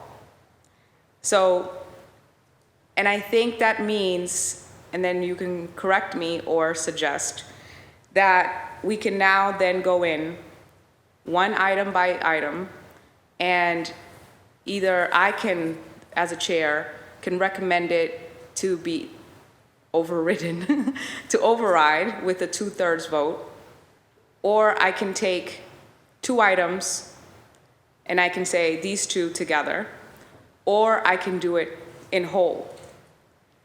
Or I can go in one item and I can also take a part of that item.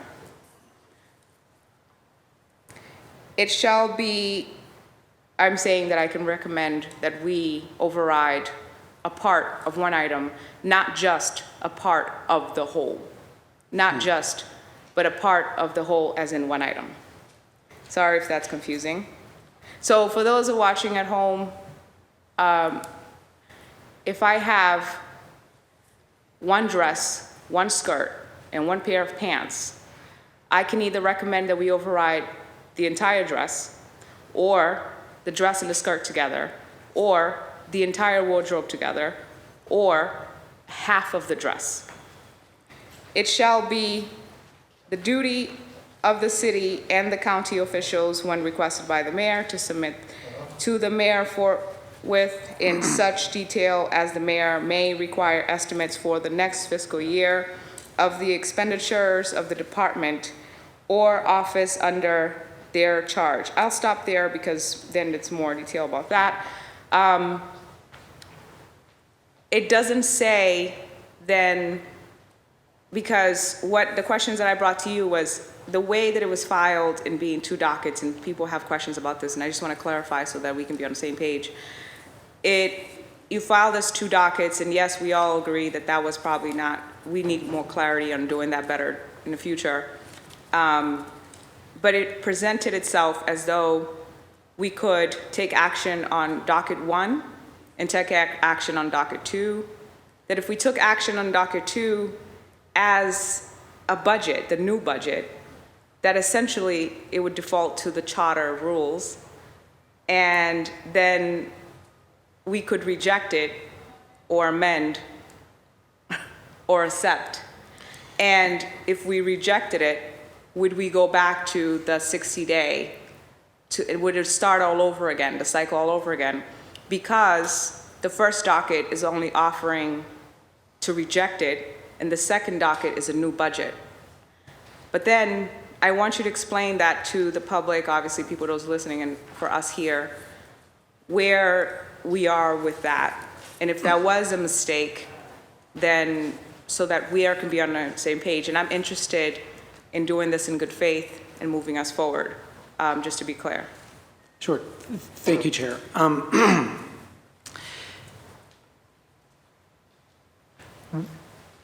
Where we are, I would say, is sort of in the last step of that city charter process, or from the amendment that you just sort of walked us through. By way of background, when sort of, so we have the mayor may modify a budget approved by the council by returning it to said council with amendments to any line item, right? My department's interpretation is that is sort of clearly where we are. It is now sort of at the stage of the council can override. And the reason I say that is, to back up, yes, last week, the mayor sort of provided 2 letters to the city clerk, right? One saying, I'm disapproving the budget as passed by the council, and a second one saying, I'm returning to your honorable body this budget, right? I think without getting too into the details, I mean, my understanding is that was the preference of the clerk as to how to get the returned budget filed. The mayor is on a pretty tight timeline to make sure she got that in. That second letter, which says over and over again, here's what I'm doing. I'm returning a budget as amended, as contemplated by this line of the city charter that we just went through. When they brought that to the clerk said, just to clean things up, we need this second letter, which in order to get this docketed on time, the administration did. I don't think that changes the intent of the mayor. I think that the transmittal letter is really, really clear about what is going on here. And that's that under the charter, right, she has to approve or return. Right, the charter tells her when you get this budget from the council, you approve or return with the amendments. Which of those 2 boxes are we in? I think it's really clear we're in the return. Didn't approve, in fact, was asked to sort of specify that. Sure. I agree with Councillor Bach that, maybe we could sort of make a sort of different choice technically about how to docket this next year. I don't think that changes sort of fundamentally what happened. So what happened is a budget as amended by the mayor has been returned to this body. Therefore, the next step is for this body to consider whether it wants to Fundamentally, override. not technically. I think even technically, right? Like, Although there are 2 dockets, one rejecting a thing and the other one a new version. Yeah, I understand that, but I don't think we can read this charter amendment to say, oh, we'll just keep starting over and over and over and over. It will never, like, it lays out a series of steps. Submit, approve, reject, which this body did not do, or amend. When you get an amendment back, you approve that, or return it to the body with your amendments, then this body can override. So I don't think even technically we're on some other path that can be discerned in the city charter here. I think that, It just seems like, sorry, it just seems like it stopped. The language stopped. The timeline was given at one point and very specifically how long and the steps, and then it stopped. And I get what you're saying. I also get that fundamentally it's one action, a return, a rejection and a return, one thing, and there was a preference in filing. That's okay. Can we be clear on the whole and the part? yeah, or no, in the sense that that unfortunately is a slightly new question to me, so I want to make sure that my department has a little bit of a chance to sort of research and analyze that and try to provide additional guidance as soon as we can. I understand that this is a very tight timeline, so we will take that as an important question. I get what you're saying. I think the example of the, can we say it's a half address? Or, we had two different dresses maybe. Can we cut each in half and end up with that dress instead? Sorry, just once again, it says to override any budgetary amendments, any, in whole or in part or in overall. Yeah, no, absolutely. I understand. So overall, we understand that's the whole thing. In whole, we know what that is, and then in part, but then it says within the, and previous it says within the line items as well. So please, send us in writing. I won't keep you any further. Thanks. I would just say, I think, just to be sort of honest and sort of clear about what we need to sort of look at is the verbs here too, right? The mayor was supposed to approve a return. The council can override. So I think that, we need to scramble today and look for make sure that we understand that verb override and how it fits into that sentence of budgetary amendments in whole or in part.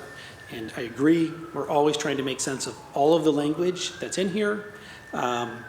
So we got to understand override and whole or in part. The beautiful thing about this is that we want to work together with administration, so we got this in time.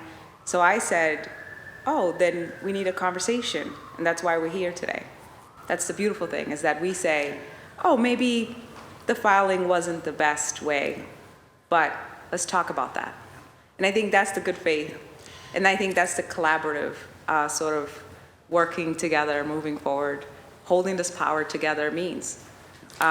So I thank you. If you have any last comments, I do not, other than to thank you for the invitation and to say that although we don't usually sort of, I understand. You don't given the usually, timing, we don't usually what does testify. that mean to everybody who said that today? We don't usually testify. Tell me, what does that mean? We don't usually.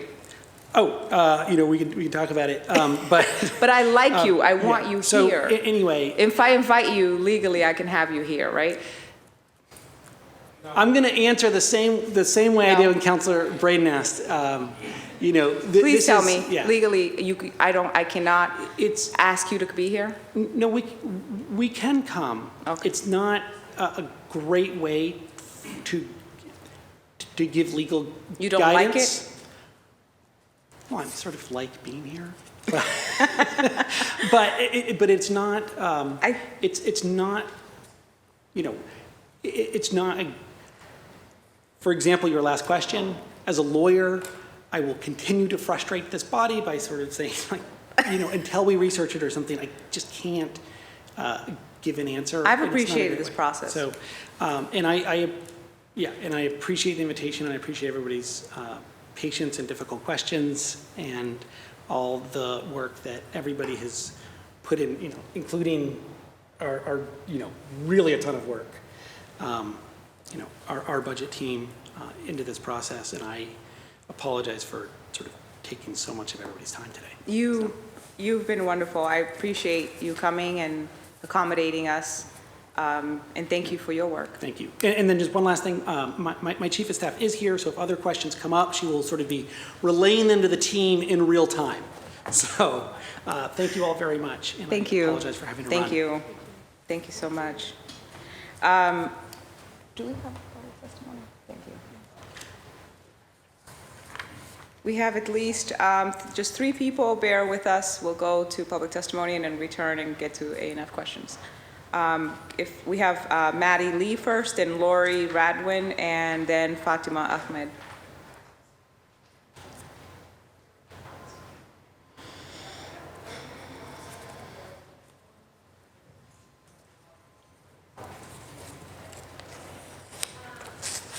Madam Chair, can we talk about a point, that you said that he would need to come here? We had a hearing earlier in the year and invited a whole bunch of. Hi, City Council. Are you all able to hear me? 1 second, a moment. Yes, Miss Maddie, give us 1 second, just a moment. Thank you. Sorry, your point? We thought we were going to be able to have subpoena power, which we don't. So if the administration just refuses to come, they just refuse to come. So he doesn't need to come here. If you can invite him, if he doesn't want to come here, or the directive coming from the mayor says, you're not going there, he's not coming here. And we don't have anything that will make him come here. I should say that I am fortunate to appeal to his better nature.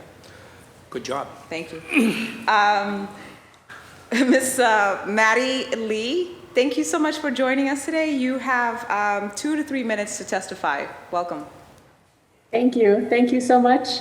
My name is Maddie Lee. I work for the Phoenix. I've been in front of the City Council a couple of times before, so you might recognize me. I'm the Senior Engagement Manager at the Phoenix, which is a nonprofit organization that provides free fitness and social activities to anyone with 48 hours of sobriety. Our goal is to build connections among peers in recovery so that we can build resilience and sustain sobriety. I'm here today to advocate for an increase in funding for the percentage of money directed towards mental health, wellness, and recovery, and to advocate for support for the Phoenix's proposal submitted to the council in May for $5 million for general operating support, as well as capital improvements and investment into our long-term facility in Newmarket Square. I wanted to speak a little bit today about the community response to the pandemic and how it mirrors what is happening with the addiction and overdose epidemic. I think, during the pandemic, we saw that COVID-19 is not just a virus that affects individuals as an illness. It's something that required a community response and affected economies and communities and social issues. And as we've seen in the intent of the American Rescue Plan Act to address a pandemic like that, it requires a broad, full-reaching community response. Similarly, in Massachusetts, we have over 500,000 residents who are experiencing a substance use disorder, and we've seen increases in people turning to drugs and alcohol to cope with the pandemic, and an increase in overdose fatalities. And I think that we need to stop seeing addiction as an individual issue and instead have a far-reaching, broad community response, as we had to the pandemic, to the addiction epidemic, by investing in resources like the Phoenix, which are community spaces which serve people who are struggling, as well as their families and their communities and their neighbors, both the EMS worker and the person who's overdosed, both the person leaving incarceration and their parole officer, et cetera. So I urge the council and the administration to invest in community responses so that we as a whole community can heal from not only the pandemic, but the addiction epidemic. So thank you very much for your time. Thank you so much, Miss Maddie. Next, we have Miss Lori Radwin.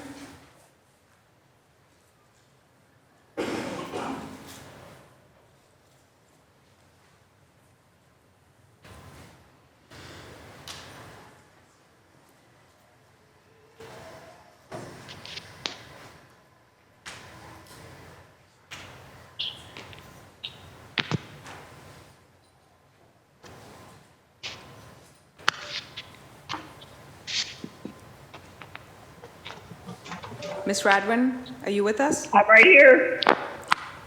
Welcome. Hi. How are you? I'm well. I'm really impressed by this hearing. Have to say. How are you? I'm good. My back hurts. I think I need a break. Oh, But, yeah, well, I'll be brief, and as a nurse, I Councilor say Lara is that- going to take over for me for a second. I need to see the ladies' room, but I'll be back. Give it a sec. I know you will. So, hi, Councilor Lara. My name is Lori Radwin. I'm with the Rosendale Coalition. I am an information gatherer in Maine to share what I learned about the city with our members, and then they decide action as they please. I want to thank President Flynn for asking the question, what do I say to my constituents? And I hope I paraphrased you correctly, Councilor Flynn, President Flynn, but I'm one of those constituents, and I and others have spent hours and hours and hours researching the information, researching the budget and its implications, looking into different departments of the mayor's office, and to get and testifying, and to hear now that we really don't have a clear path. I think that the mayor's responsible for having known this a while ago and communicating a while ago, because we have spent so much time trying to do our citizen duty of providing input into the budget. And it's a little disconcerting and disappointing. And that's it. Thank you for allowing me to testify. Thank you so much, Lori. Next up, we have Fatima Ahmad. Hi, this is Fatima from Muslim Justice League. Many of you have heard me testify on the budget time and time again, and I've been historically quite hard on you all on the police budget. And I'm really here to actually say that so many of us and so many community members are incredibly excited by the unanimous vote of the City Council for the first time in this historic moment to move money from police overtime and other parts of the police budget towards things that we know will actually improve communities, like youth jobs, like rental or housing subsidies, the Office of Returning Citizens, and so on. So first, want to say that so many community members, myself included, have been so excited to see the City Council come together, and also similarly frustrated as you all are with the mayor's response to your budget, to your, first changes, and really appreciate the hard work you all are doing trying to figure out what is even possible here. I still think it's really important for you all to move forward with the changes that you all had agreed on collectively, particularly for the police overtime budget, which I want to reiterate. The ACLU of Massachusetts has data that you all should be looking at that shows increasing officers does not decrease overtime. It has not in the past 10 to 20 years actually addressed overtime. Overtime for BPD has just continuously increased year after year, regardless of how many officers they have. So that is not a solution. And I think for you all to exercise your power as a council before the mayor goes into contract negotiations, it's actually really important for you all to make this change and give her the mandate that says City Council wants to see overtime and the police budget come down, rather than waiting until after contract negotiations, which obviously you all have power afterwards to vote it vote it down if you want. But even in this moment, you all have the power to say, actually, this is where we need to move money, and that overtime, the overspending on overtime is just unacceptable. It has really increased so dramatically in the past 20 years. So I want to also encourage folks to take a look at that. And again, many of us are here, if you all want to talk about police budget, if you all want to talk about the alternatives that people are building up, not just youth jobs, but mental health crisis response and so many other exciting things that community wants to see investments in. But again, just want to appreciate the hard work here and really seeing the council come together for the first time for this historic amendment has been so exciting and wanted to share that. Thank you all. Thank you so much for coming. That concludes our Zoom public testimony. We have 2 people who are signed up for public testimony in person. The first person that I have on the list is John, and I'm sorry, John, but I can't read your last name. John, are you here? Your last name, please, for the record. Once you come down, you can come to this podium here on the left. Right here. Can you state your name for the record? Hi, my name is John Provenzano. I'm a lifelong resident of South Boston. I had one issue that I really want to talk about it, but I want to respond to, I've been keeping in touch with all of the meetings that I could as far as the budget. I apologize, I came late. I thought this was for tomorrow. Yeah. It's my age. But anyway, my main concern is in all the meetings that I've tried to attend and watch TV on Channel 8 and get the previous meetings, I don't remember anyone talking about real estate taxes. And I was wondering if someone could tell me what the percentage is of the budget that comes out of real estate taxes. Probably around 70%. Is that correct? Yeah. Yeah, the last time I followed it, it was 74%, and I think it's up to 77 now. I stand to be corrected. It's around 74. You're right. Still 74? Yep. My concern is, as much as I am a lifelong resident, my children and my grandchildren are also. I have 5 members, 2 sons, a daughter, and 2 granddaughters that all are very proud to be in the city of Boston. 2 in South Boston, 2 in Dorchester, 1 in Hyde Park. Their real estate tax, and none of them have rental income. Their real estate taxes are going up in such a degree that my oldest son will be the first one pretty soon to be retiring. And what I'm looking at is just what happened to me a few years ago, is that as I retired, I believe I was paying around $9,000 back then. He's up to over $12,000. If he is to retire, it's pretty impossible for him and the rest of I'm looking at all of them, to stay in their home and I realize you do give discounts. There are discounts for people that live in, and I love that. What I'm looking for, if anyone can tell me that you've had a discussion about the real estate taxes, I'd love to hear it because I haven't. And along with all the other problems of the police, and you want to cut the police budget, and I see where the mayor has made a little bit of a concession, and she's come up with a couple of $100,000 instead of $1.5 million or whatever for the police. I agree with her because my children and I love this city. It's one of the best cities in the country, and I don't want it to look like Chicago. The police in this city do an excellent job. One of them being my son, so I'm being a little bit tight on that one. But that's the way it goes. He's got a master's degree. He does a wonderful job in what he does. And the overtime is there. That's reality. Whether you have 500 more police or whatever, the reality is that they have to be there. And I was I could, most of this body could tell you, I love this body. This is more important to me than the United States Congress and everything else. These people who control the way we live, I'm very proud of. And I want to congratulate you on that, but I need someone to talk about the real estate taxes and what you can do to specifically handle the people that are in single-family homes, what they're paying, whether you can cap it or you can reduce it so that they can stay in the city. I understand that people retired can volunteer, and get some kind of a discount. It has to go further.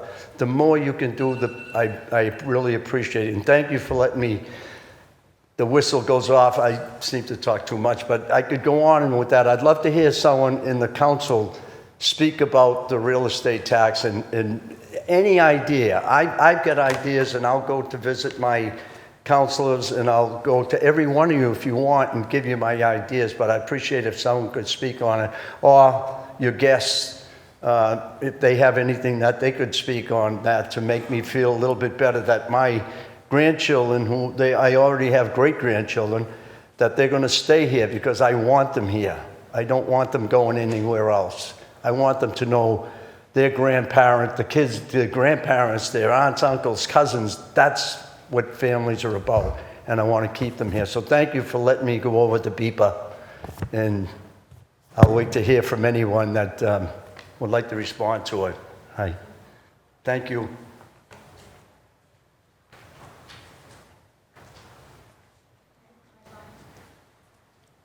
Thank you.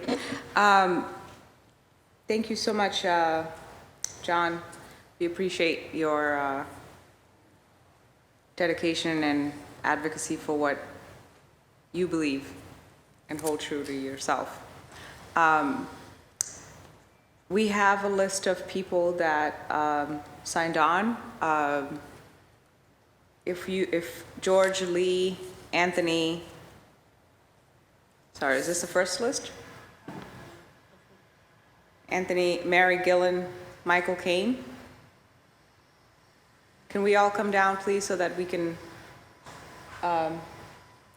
testify and move it along? And George after Michael Kane. Is Michael Kane here? Oh, he had to leave, okay. Okay, so Anthony here? Okay. Then Mary and Aaron, please. Hi, good afternoon. Thank you for having us here today. We're here from Charlestown. We're just concerned community members. Recently, we're here just to advocate for funds for the Clarity Pool. Recently, last week, this pool was identified as a pool that will close due to dire repairs. The filtration system needs repair. There's a ton of structural damage, which was identified in 2017 in the engineer's report. It was cited in 2017 that these repairs should have been made in 2018. Our pool has been open. The only time it wasn't open was during the pandemic. We know that there's funds available in the George Robert White Fund. We looked into that, and there are funds available there. We just don't know why it's not being tapped into for these funds. And we've seen in the 2023 budget that there's no money allotted for this pool, and it was identified as a problem just recently, so we could understand that, but we're wondering if we could have some attention made to this pool. In 2013, Sal Lamatina put $2.7 million into the budget for this pool, and as we follow it, it disappears in 2019 without any kind of explanation. It just goes away, so I don't know if that was reallocated or where that is, but we're just wondering if those funds could be identified and put into the pool. That it's projected to be about maybe a $10 million project, which we understand we don't want our kids to be, we wouldn't put them in unsafe positions, but in 2017, I feel like something should have been done at that point, and it was probably, just kind of band-aided for a little while, and now here we are with a $10 million project. So pretty much why we're here. Do you have anything else to add? We're just looking to find out where that money went. Sorry, state your I'm name, sorry, my please. name's Erin Woods. I'm a resident of Charlestown. It's very intimidating, but we just really want to know where the $2.7 million went.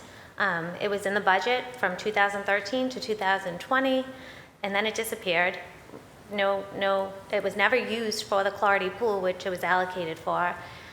Like Mary said, the George R. White Fund, we also have mitigation money. We are supposed to have mitigation money from the Wynn Casino, Encore Casino. Our city hasn't, our neighborhood hasn't seen any of it. And it's just sad that the pool's closing, and I think you were talking about like getting rid of red tape and just getting things done. Just wondering, as citizens who don't really, participate, we just have faith you're doing the right thing. Why can't we just get it done, get the money and get it fixed so we can enjoy it for future generations? It's been there for 74 years.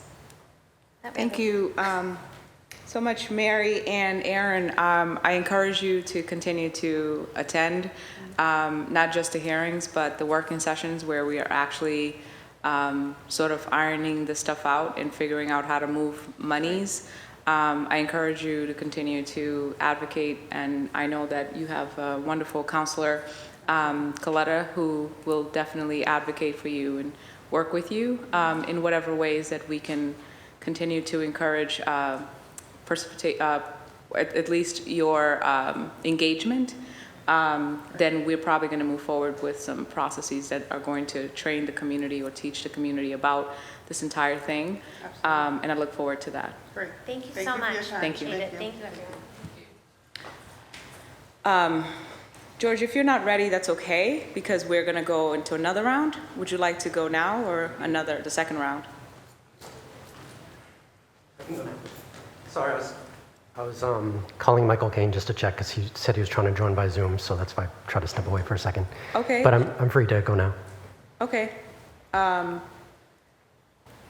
George, you have the floor. Thank you. Hello, good afternoon. My name is George Lee, and I'm an organizer with Youth Justice and Power Union. Thank you all so much for being here today. I just wanted to say a few things. One is just what's at stake with the decision before you right now, which is echoing what Fatima said before. As a body, you unanimously really took a lot of care looking at the budget and figuring out what to cut, what to put back in, and a lot of that is in jeopardy right now. Whether it's, obviously, y'all know from our end in Youth Justice and Power Union, really been pushing around youth jobs. The council added about 6.8 million in, and the mayor cut 3.3 of that, 3.4 million. So that's a lot of jobs that are being cut in her veto. Money for the Office of Black Male Advancement, she only funded, I believe, 200,000 out of 600,000, I believe. Youth workers in Austin Brighton, 75,000 for the Mission Hill link. And Sora Charlestown, Director of Waterfront Planning, CAR 5, all of these are things that y'all found money to put in and that she's cutting. And so we're asking to stick together as a council. Don't make just side deals with the mayor to try to get promises that aren't on paper when you have the power to put those back in. She also added money back in for the police. She added in unspent money that Councilor Bach and the council identified as y'all didn't even spend it last year, and yet she added it back in, which will just give them a reason to find a way to spend it. Similarly with overtime, she added all the overtime back in. And I just want to emphasize why it makes sense to cut overtime now. Fatima gave strong reasons, which I echo in terms of giving the mayor leverage in the contract negotiations. But it's also possible to change overtime now. The city had an audit done in 2015 of the police department and found different abuses and ways for reform that haven't been implemented. For example, there's a comp time scheme where officers will work overtime, then they'll take time and a half off in comp time. Then another officer will work that time and a half shift in their overtime, and it just multiplies because now it's 1.5 times 1.5 times 1.5. And all of a sudden, everyone's just working each other's shifts but getting paid overtime for it. That happened in Oakland also, and they're trying to reform it there. The audit also mentioned the way overtime works is not just, oh, police have a parade to go to, we have to pay them. Actually, the districts and special units get a bank of overtime at the beginning of the year. You have this many hours, give it out how you see fit. You can actually cut that bank. The BBD can do that now before the contract is done. And they've already said they cut discretionary overtime 23% this year, so they can cut it now. Most important, I think, is just that if you look at the calls to service data, what do police actually respond to in their actual hours? And it's not, most people think, oh, police are always out there responding to violence. But actually, most of their calls, I think about 80% are nonviolent. A lot of them are non-criminal. And so there's a verbal dispute. There's someone who's sick. There's someone who is unhoused. There's someone with a mental health crisis. The city's adding EMS co-response. There's a community group that's going to have a report out by September. You can send mediators out for verbal disputes. You can send EMS out for sick people. You know, in my life, I have to balance all my priorities. If I got 100 calls a day, hey, can you help me run this errand, go grocery shopping, help tutor me, help check out on this person who might be sick. Like, if I do all those things and I'm like, oh, at the end of the day, now I don't have time to do the stuff I was supposed to do, someone better pay me overtime. Like, that's not a way to live my life, and it's not a way for the police either. Citizens for Juvenile Justice has a report out called 2 Blue that breaks down these calls to service. If the police actually just reprioritized what they do during their regular hours, they wouldn't need to spend all this overtime. So anyway, the point is that there are ways to cut overtime now, and really asking y'all to crack down on the overtime. It's actually fiscally responsible because you don't even need to move all that. You should move some of it, right, to the things we're investing in. But you only need about $7 million to override the mayor's vetoes to put everything back you want in. and there's about $15 million of cuts, including overtime. So especially looked at Councilor Bach, I know you're kind of hidden behind this pillar, but when you're kind of concerned that if the police go over anyway, that it'll eat into the reserves, you could actually override the mayor's veto and it actually wouldn't hit into the reserves because there's more money that you can cut than you have to put back in. So just hoping that y'all can do that, and also calling the mayor to do an audit of overtime so that she can actually identify these scams going into the contract to change them. So thank you once again, and hope you stick together. Please don't make the side deals that would be going against each other on the council on your vote. It would be going against the community priorities that folks identified together. Please stay on the side of the community to put these investments back in and to cut the excessive spending from especially the police. Thank you very much. Thank you so very much, Mr. Lee, for your work, your advocacy, your research, your fight. We appreciate you and look forward to collaborating with you and maybe even possibly becoming a volunteer at the District 7 City Councilor's office in the coming year. Hey, what? Hey, we could share, okay? Michael, is Michael Kane? Is that Michael Kane with us? Okay. Mr. Kane, are you with us? Is he frozen? Okay, that's him? Okay. Okay, Mr. Kane? I am, can you hear me? Yes. Can you hear me okay? Welcome. Mr. Kane? Yes. I'm trying to can you hear me? Okay. Can you hear me okay? I cannot hear you. I can hear you. So I can't hear you, Counselor. We can hear you. Go for it.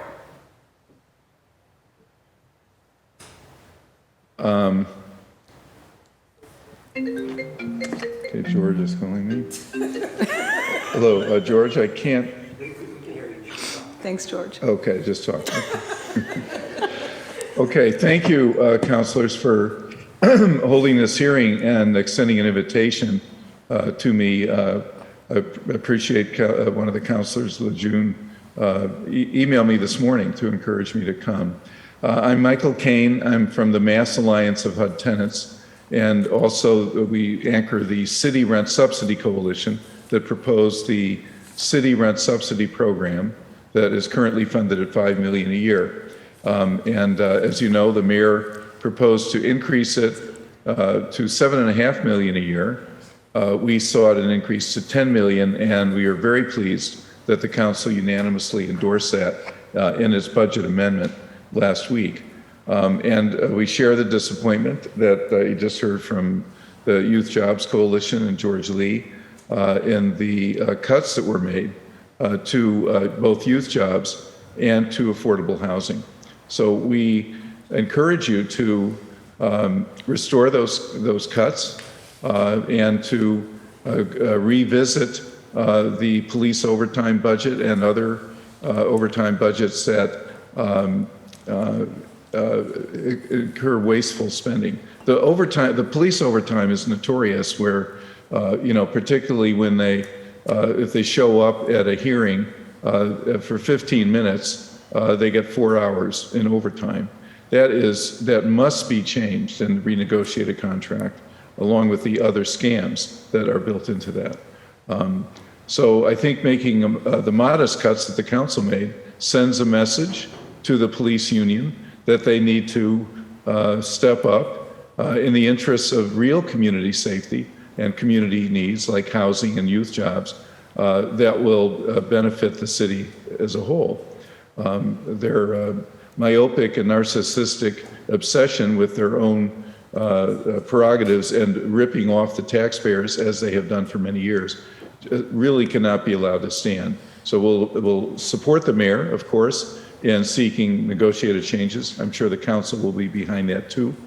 But in the meantime, the action that you've taken to make a modest cut in overtime in order to pay for these important needs is to be commended. What you've done is to be commended, and we support you in overriding the mayor's veto. Just stepping back on this, one of the biggest flaws in the city government, in the city charter, was the lopsided power given to the mayor in relation to the council, unlike other cities like Los Angeles or Chicago, where the city council can actually amend the budget and adopt amendments that are binding on the executive. It was a major step forward that the movement to increase the power of the council succeeded in making some modest changes in the referendum that passed last year. So we've made an important step forward.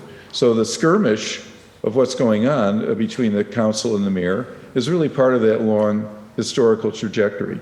It's sort of to be anticipated. I think as you stand up for the council's prerogatives, the mayor will learn to make compromises, and there will be more of a negotiated process going forward. But this is an historic moment where the new charter is being implemented, and looking at it from the long view of democratizing the political system by increasing the power of the council in relation to the really lopsided power of the mayor in this political system. I think you're making an important step on that trajectory, and we applaud and support you in that. Thank you, Mr. Kane. Appreciate your advocacy. Next we have Mr. Farah.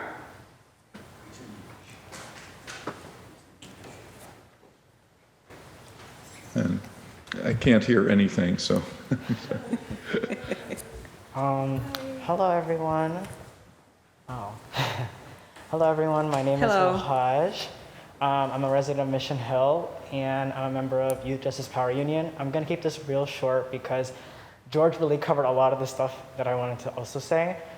I wanted to just speak on behalf of youth in the city of Boston that I want an increase in youth jobs in the city. I remember in 9th grade when I was applying for youth jobs, and like I was doing the Success Link program for Boston Area Health Education Commission. That job in particular really changed my life and really allowed me to explore my passions in like public health and exploring the medical field and talking with doctors and talking with other people who are especially POC or interested in just being in a health career. I want other youth in the city to feel what I felt at that moment and continue to feel. With this decrease with this back and forth about the budget, I want you to think about youth jobs in the city. Think about the youth in the city and investing in the next generation of youth to explore whatever they want to do. Increase the pool of jobs, the diversity of jobs, so youth can explore what they want to do and allow that opportunity. So I just wanted to say, think about youth jobs when you're thinking about this budget, thinking about increasing youth jobs, thinking about that one child who wants to explore but doesn't know what they want to do. And yeah, just overall, think about youth jobs, think about increasing the budget, allow more youth in the city of Boston to explore your jobs. Yeah, thank you so much. Thank you so much, Mr. Farrer. We appreciate the work that you're doing and your advocacy. Moving forward, we are going to go straight to questions. Councilor Lujan expressed that she has to leave. Councilor Murphy is not here anyway. I was going to ask if it's okay with the remaining councilors if Councilor Lujan goes first. Councilor Lujan, we only have, guys, we have to allow at least for time for our admin staff to get a lunch break.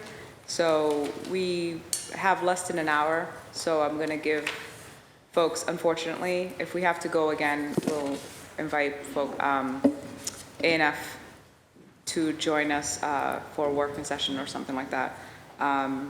So I think if we have like 15 minutes, yeah, I don't know. We might go over, but if we can do about 3 or 4 minutes. I'll be very brief. Thank you and apologize. Trying to make it to a graduation for my cousin.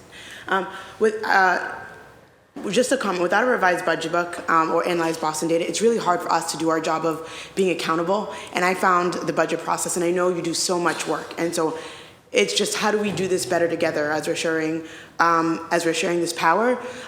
When we received the mayor's response, it would be great to have a breakdown. We saw increases. It was hard to make sense of it. So how do we do our job of holding you accountable, of seeing where the line item increases are, of seeing what was happening? It was really hard for us. And I think throughout the budget process, I'd love to sit down and talk about the budget book and how we can update that as we go, because it seems like that these weren't line item amendments that were made. They were additional revenue that was received from whatever sources that were then just added that we had known all along about, not in response to this process, but in response to the natural fluctuation of things, and that makes it hard for us to do our job. So if we could just talk about in the future how we get information in real time from you all, that I think would be helpful. Another question is about, a lot of folks have mentioned today about overtime. And we had the BPD itself come and talk about the efficiencies that they've made to overtime to see a great reduction. And so we pulled a lot from overtime based on the information that we received from BPD. I'm not sure if that's information from that we received in previous years from BPD. It seems new and it seems different, which is why we were relying on that. In response to an RFAI that I asked, they said we added a third medical provider to our occupational health unit, allowing us to increase the number of officers seen each week. We implemented and streamlined new procedures in occupational health. Increased oversight and management of discretionary overtime has led to a 23% decrease compared to last year. So I'm wondering, this seems like a line item that we can actually faithfully and be pulling from. Would love to know the administration's view on your response to that, and how this is compared to statements made by BPD in the past about their commitment and actual realized savings that they've seen in years past. Sure, that's an excellent question, and we all, aspire to do better management of overtime resources. And I think as part of their presentation, they still, even with their modifications to get injured officers back on the street, to address the biggest component of their overtime is with the replacement overtime, making sure there's appropriate level of police in the districts, that they still were going to be projecting, north of $60 million in overtime. So the overtime budget is not at its current state sufficient to cover the expenditure level.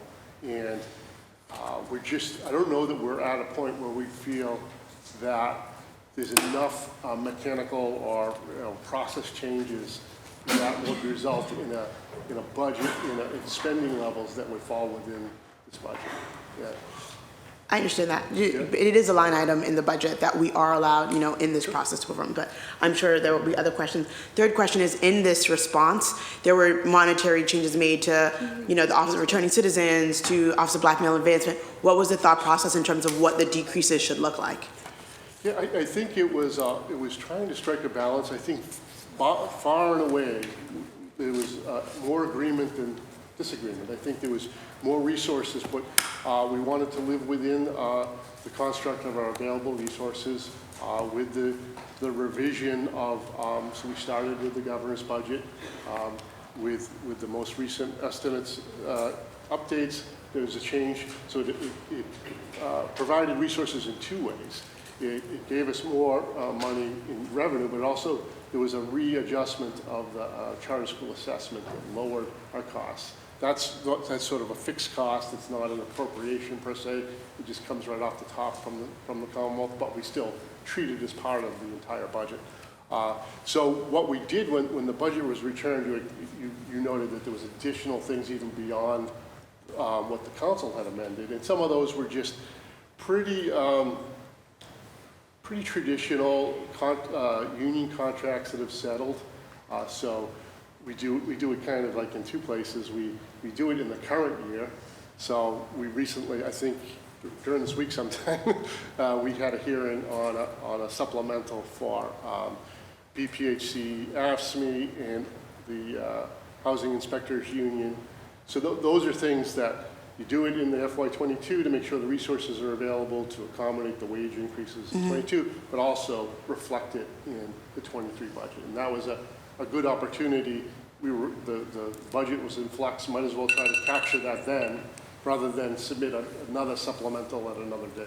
Thank you, I appreciate it. I'm just saying that that money that was reallocated, it looks like to other departments, could have also gone to, you know, the council's amendment requests. Correct. Especially since it seems like it wasn't the validity of the amount that you assessed or like what could actually be happening. It's just like, oh, well, how much money do we have? Which, right. Just flagging. Thank you so much.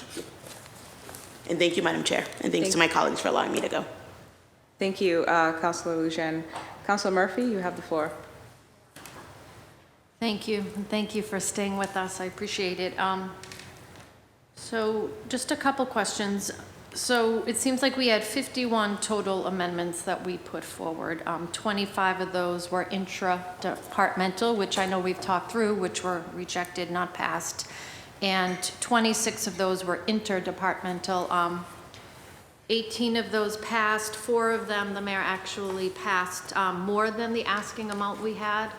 And then there were 8 that were passed, or 4 rejected outright, but some with decreasing amounts. My specific question is on the fire. We had asked for $1 million to fund car 5, and it was passed at 18% of what we asked for. We got $184,849,000, not the $1 million we asked. So is that enough to fund 5 car, and do you know what the thought behind that is? Yeah, just a point of clarification, the resources, the additional resources were for collective bargaining, correct? So those were not related in any way to the proposal of the council. That was part of the collective bargaining settlement.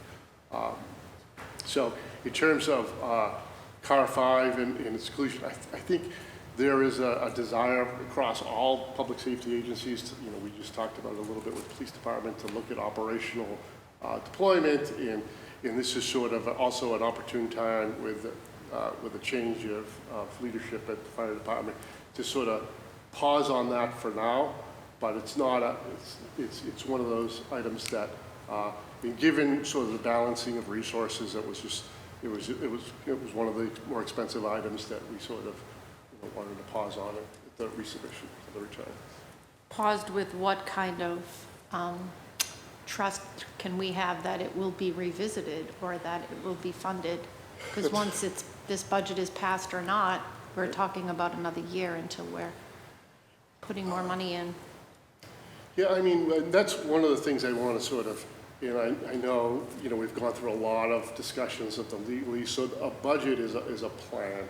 It's an allocation of resources with the best intent of how we're going to execute. But, I sort of use this sort of analogy, sort of very simplistic analogy. I know the chair likes to do it. So the Parks Department has miscellaneous supplies, and they want 10,000 trash bags, 7 rakes, and 2 shovels.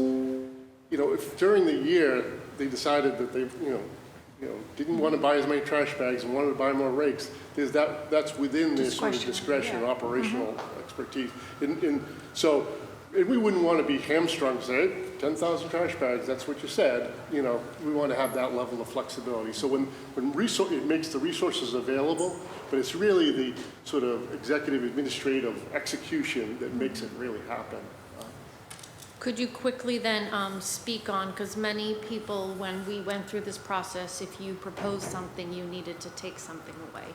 Correct. And many people went to what was thought of as extra unspent money in the fire department, which I questioned if it was actually unspent or just not spent yet. Some of it came from leasing and equipment. So could you speak to what that money was? Yeah, that is a program that we think it's a great program. We use the city's sort of credit status to go out and issue sort of short-term debt for equipment replacement, and it's vehicles and IT stuff.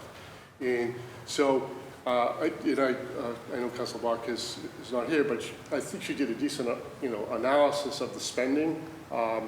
But that sort of is a one-time event, I think, that occurred in fire, and we did not feel comfortable that it was going to replicate itself based on the schedules. We did a financing in the current year for fire equipment. We trued up anything that we might not have done in the previous year or decided to do a different way. So that's why we returned it with those resources replaced, because we feel like it's necessary. It would be needed for this year. Okay, thank you. That's all for now. Thank you, Chair. Thank you, Councilor Murphy. Councilor President Flynn, you have the floor. Thank you, Madam Chair, and thank you to the... I apologize, sorry. Councilor President, did you have... Thank you, Madam Chair. I just wanted to clarify for the record that the requested amount for Car 5 was $750,000 and $250,000 separate, both for personnel, and there was only that was not funded at all. There was $185,000 that was increased for personnel from BFD. So I just wanted to clarify, Councilor Murphy's, is that they didn't, the Car 5 wasn't funded. Correct. Yes. Zero. Thank you, Councilor. Councilor Flynn? Thank you, Madam Chair, and thank you to the panel for the important work that you're doing here. I wanted to highlight a couple of issues, and my colleague, Councilor Flaherty, is at a family funeral in Wake this morning. He asked me to discuss an issue for him, but I also support what Councilor Flaherty asked me to talk about, so I guess it's both from myself and Councilor Flaherty. And as Councilor Murphy just referenced, Car 5 in Ladder 13,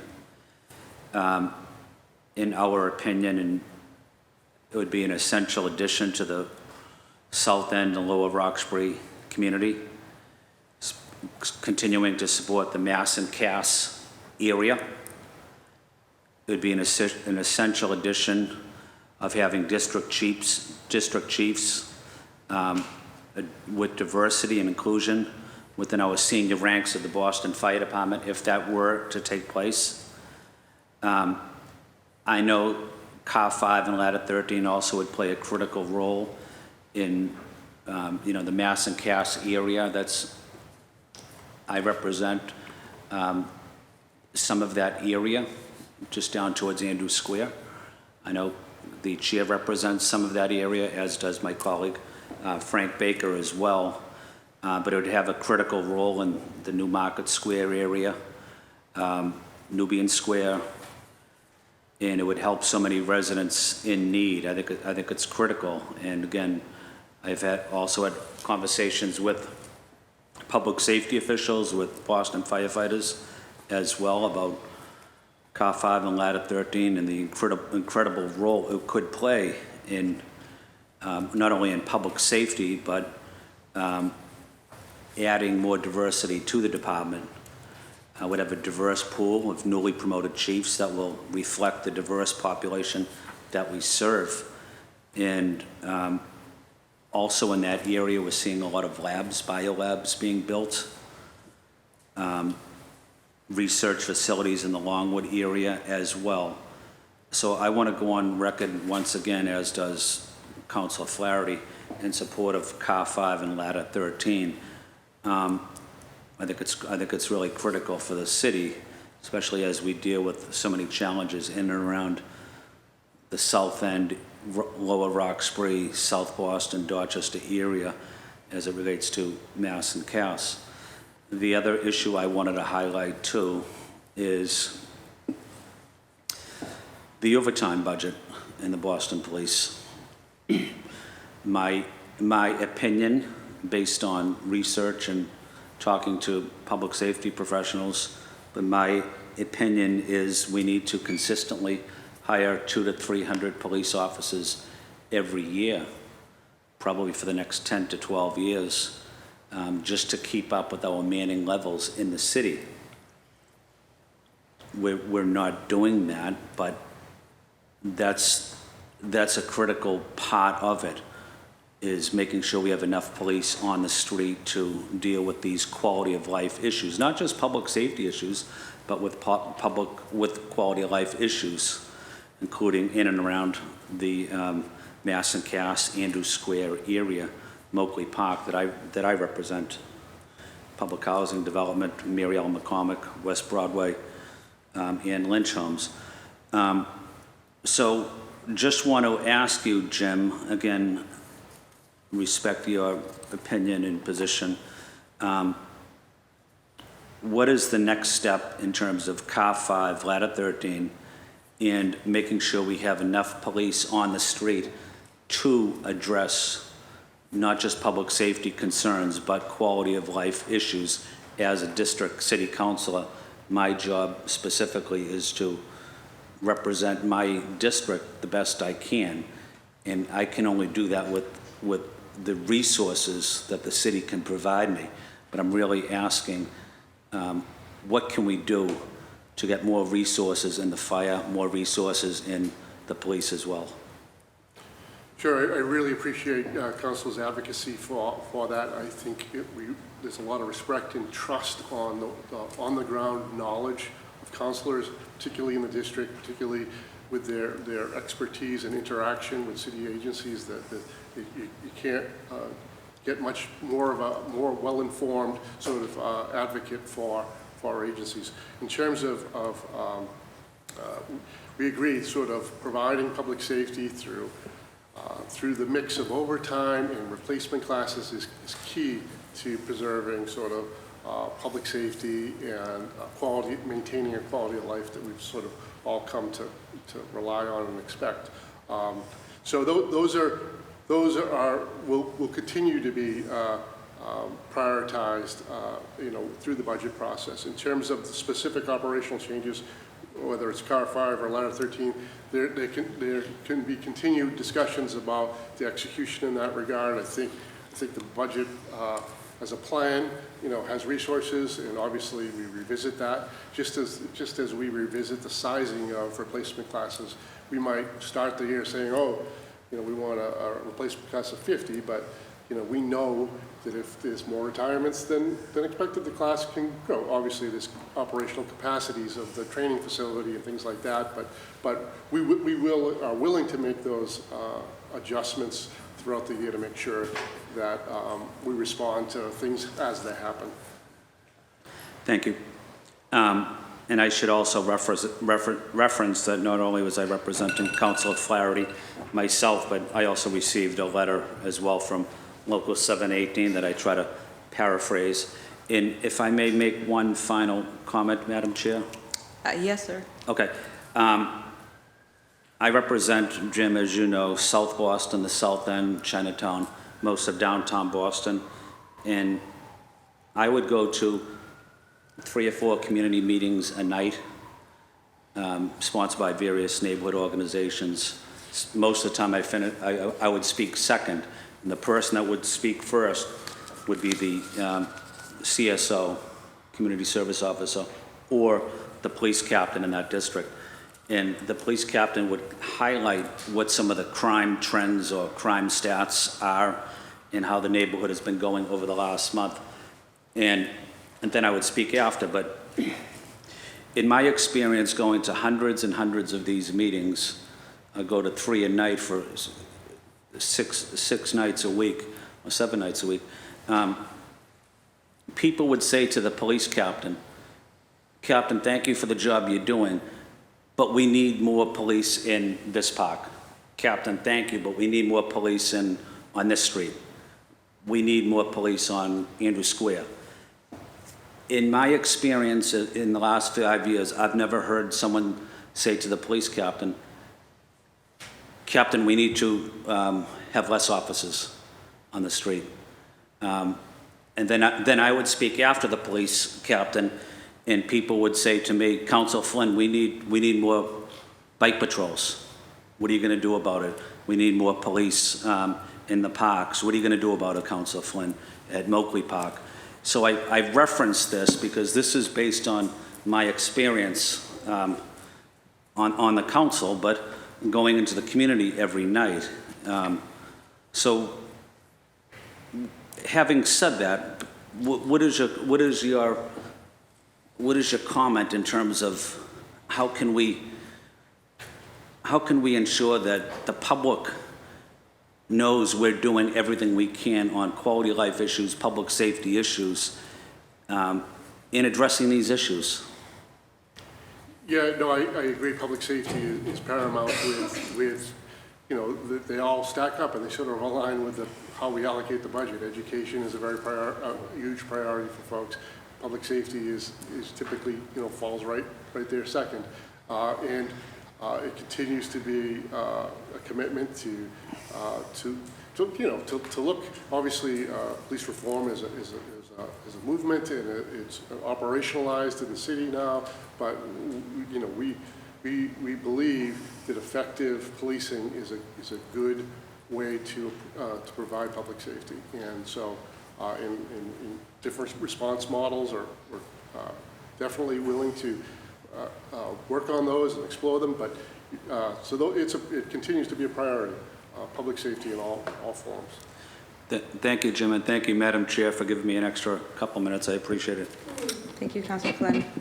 Councilor Braden, you have the floor. Thank you, Madam Chair. Thank you. Good to see you again. So it seems I'm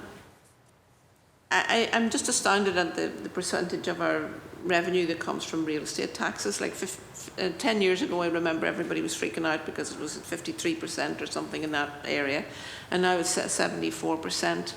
And we really, and it creeps up every year. So this is sort of unsustainable, especially if is there anything we can do to diversify our revenue stream that we can, because I think we're vulnerable if there's a downturn. Like Boston's a very hot real estate market right now, but, and the growth, we are facilitating and approving a lot of development because we need the money, but it seems like a very unbalanced and not a very secure situation in the longer term.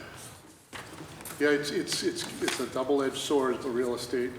It's sort of fairly insulated from short-term economic shocks and impacts, but it is, we have a lot of eggs in one basket. It's 74% of our revenue streams come from property taxes, and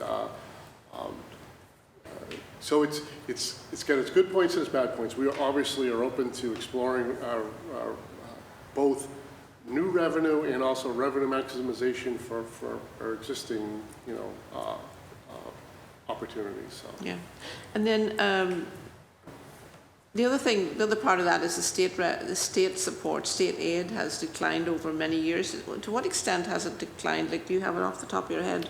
How much it has decreased? I think at one point it was 30% of the budget, and it's now 13%. So it's it's very small compared to what it used to be. Right.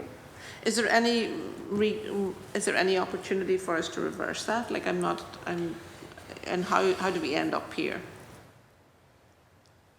Yeah, I think there is opportunities to move it. I don't know if we'll ever get back to 30%, but obviously we can, through advocacy and working with our state partners, we can look to increase that piece of the pie. Okay, that would be good. And then one custom and practice used to be, to help us understand, like we come to this budget every year and we sort of have to unpack all the departments and where they want to spend their money, and it used to be custom and practice, standard practice, that each department would publish an annual report. And like, I don't know if they still do an annual report, we just don't ever see it. But we used to get like a printed annual report from each department that, a councillor could pick it up and get a summation of what they were doing, and what their achievements were, what their goals were for going forward, and what their budget might look like. And that would be really helpful if we could reinstate that sort of practice again. Because I think it's, and even for the listening public, just to understand what government does and have those reports available to help the folks who pay the bills understand what their money is spent on would be really helpful. Yeah, I know historically there used to be sort of even a bound sort of annual report. I think over time we continue to want to sort of measure performance through metrics and having sort of sort of, dashboards and the like, so, but it's a good point, and we'll ask about that. Very good, thank you. I'd like to reinstate some of this because it helps with transparency and accountability. Thank you. Madam Chair, that's all I have. Thank you, Councilor Braden. Councilor Coletta, you have the floor.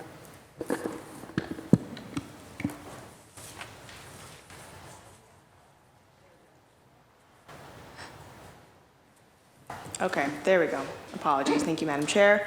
I will spend my time in 3 parts. So first to say thank you, ask why on the record, and then hold a moment of silence for my rejected amendments at the end of this intra-departmental unfortunate fiasco. So I want to say thank you for BHA payments, for homeownership pilot, as well as payments for returning citizens. Thank you very much. We don't say thank you enough, so this is why I'm doing this. Thank you. Tree maintenance rolls in D1, East Boston has the lowest tree canopy in the city, so I want to say thank you for that. And thank you to everybody for their advocacy for that consolidated amendment. I want to also say thank you for the Hokies and advocate for East Boston again publicly. Thank you again for everybody and their advocacy. I want to say thank you for the $100,000 for the Immigrants Lead Boston program. It's an insanely special program, and I am very excited about that. 2 questions about why on the record. So we've seen recent reports about the SOAR program, and so there are issues. But even before I get into that, and I really hope that there is work done within the administration to revitalize that program because it is so important. And I did see a lot of success in East Boston. So I guess why was there not $100,000 put into SOAR for this is for Charlestown in particular. Sure, it was sort of just part of a balancing act to allocate resources. I think in terms of the SOAR program, it's going through a little bit of, growing pains and reorganization. So it's just in terms of the prioritization, clearly there is a base level of resources available there.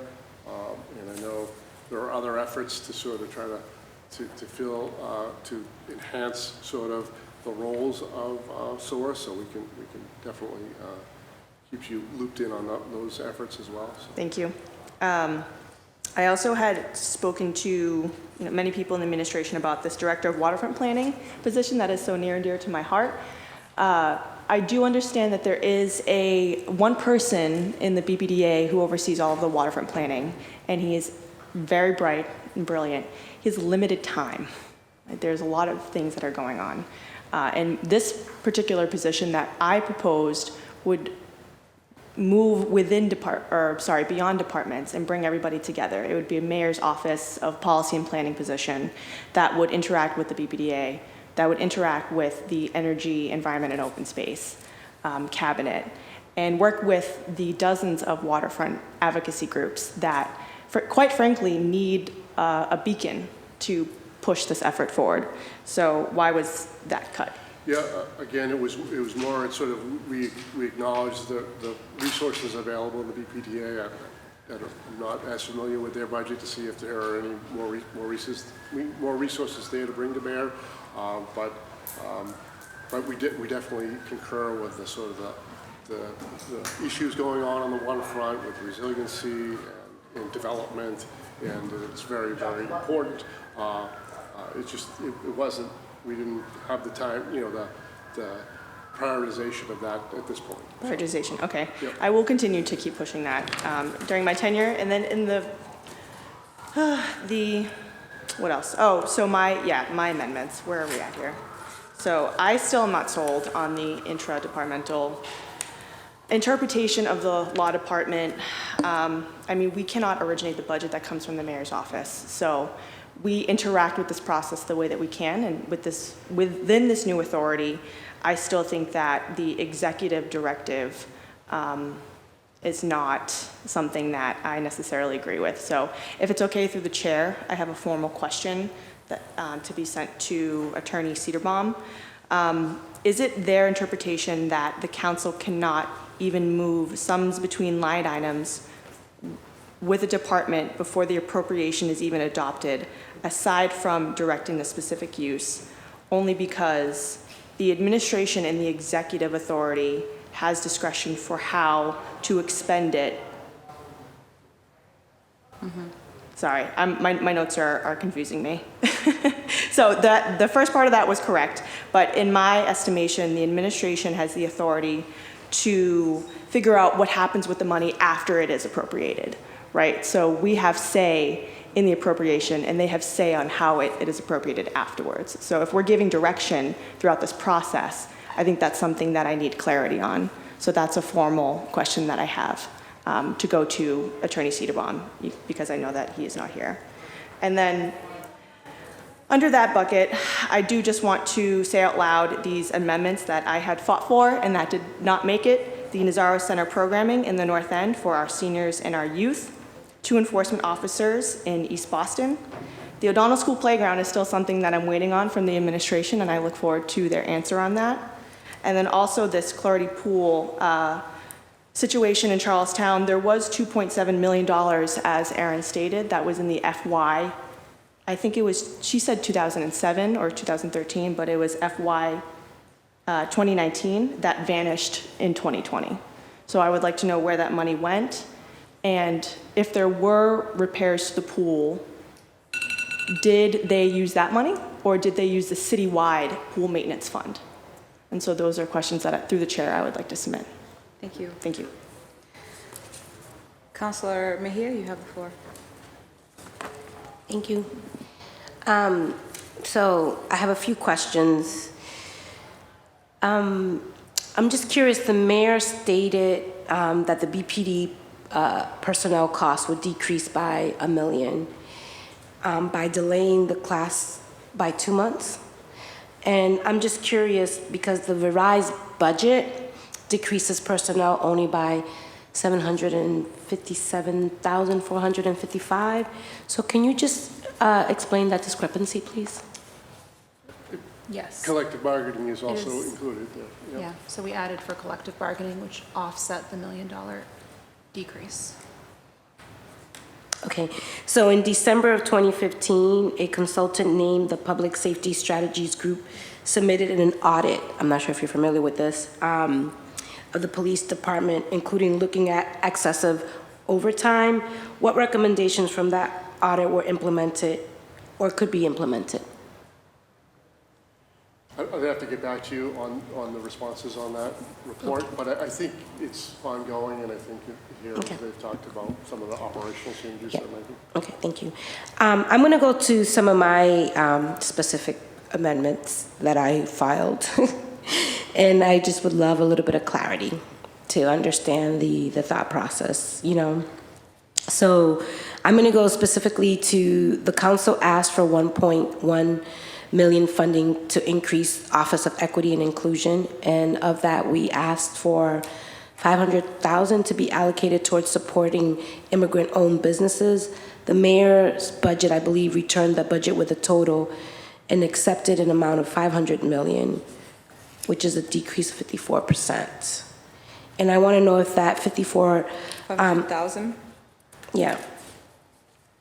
And I want to know if that 54% overall decrease applies evenly across to the specific line item we proposed, which, for example, will turn the $500,000 that we requested into around 250 of funding going towards immigrant businesses, or is the entire line item being removed and considering that decrease? So I'm just curious, basically, in other words, in the best way that I can articulate, if we proposed $500,000 to support immigrant businesses, this got override, or whatever you want to call it these days, does that mean that the decrease is evenly across, and that if we requested 500,000, that we're lucky we might get 250? What does that look like? In terms of when, I think by and large, so in terms, so is this in the Office of Economic Opportunity? Mm-hmm. Yeah, so there was, I think it's an agreement with $500,000, which would go to increasing that budget. You know, and it could be sort of reworked proportionally or whoever. Yeah, no, I'm not clear. What I need to know specifically is that we asked for immigrant businesses to get additional support. Right. Because we know that immigrant businesses have struggled. And therefore, we asked specifically to increase their capacity. So what I need to know is whether or not that request was fulfilled, yay or nay.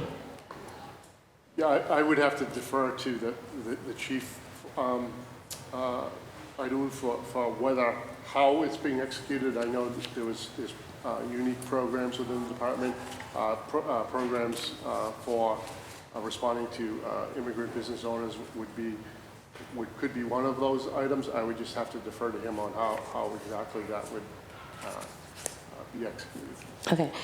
So then basically, for all of the questions that I will have, you guys would need to defer to the chiefs on our advocacy. So therefore, again, reiterating that the process or the alleged power that the council has is really limited, because despite our advocacy efforts, most of the things that we're fighting for would just fall on deaf ears. Is that what I'm hearing? I wouldn't necessarily go advocacy. I think the council's advocacy is a very, very important part of the process. In fact, I think the return budget with the majority of those amendments being accepted in terms of dollar value, that's sort of emblematic of that sort of respect. But in terms of like the specifics of program design and execution and procurement laws, and those are sort of things that you follow. You look to people who are the experts in that business. So I just would like to also go on the record in support of Ladder 5, right? You know, this whole situation here. And that's also another example. We talk about increasing diversity. We talk about seizing this moment, meeting the moments, and all of this really beautiful narrative around diversity. But yet when we're presented with an opportunity to do just that within the fire department that has struggled with it, that this was not, it didn't make it to the final budget. So can you explain to me the contradiction in that? Yeah, I think there is a strong desire for additional diversity in the fire department, and there is a desire to do it in a holistic approach, in a more strategic approach, and the sort of that particular operational decision was not necessarily going to address it in a meaningful way. So I guess, Chair, I really do appreciate the level of patience that you've had with us during this journey, and also the administration. I just really want to go on the record to say that for me, just based on principle, like just based on the fact that we fought so hard to even have a little ounce of power, and for us to get back a budget that does not reflect that agreement, or at least that appetite to share power, I'm disheartened by what is being presented back to us. And in good faith, I just don't think that, for me, I learn. So now I know how this movement looks. And so when I come back next year, I'm going to take these lessons and be more effective. Sure. Well, I appreciate how you feel in this regard, but I think in terms of the returned budget, I think by and large, there was a lot of resources that were dedicated to council. Sure. Thank you. Thank you, Councilor Mejia. I do have some questions, and we'll go through that. And I wanted to also cover the general basis of what happened. We amended a total amount, or we attempted to amend a total amount I think about, was it 26 million? Yeah, I think that was the list, yeah. More or less, and it was about 8.8 in intra-departmental. Some suggestions were taken, some were not, of the intra-departmental list. And I think because you're able to say, and we've made this point already, that if it's intra-departmental, but that we are bringing new money, and we're appropriating it to a new line item, a new thing, that essentially Attorney Cedarbaum has made clear that that's different than money that's already appropriated. And we're telling the department chief or whomever, the commissioner, what to do or how to do it. But then there was a choice that was made by the administration to actually take some of that amount of the 8.8 million and actually take the recommendation on. And so the choice could have been the same for the amounts that was left behind.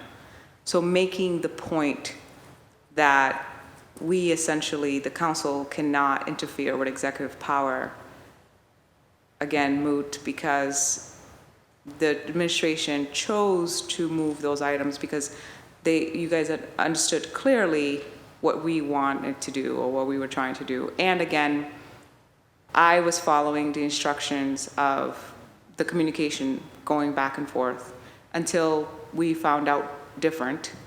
But at that point, when we found out different, and you said, well, we had an opportunity to communicate with her, with the chair, to clarify this, but we didn't. And at that point, I think the frustration here is for those items that were left behind, the ones that the administration chose not to make recommendations for in any amounts. For those items, it's super frustrating because a choice was made whether or not to take some and not to take others. And so again, the same could have been done for the items that were left behind. Making the point this is something we're not supposed to do should have been made prior to that process. The administration had plenty of opportunity, plenty of time to do that.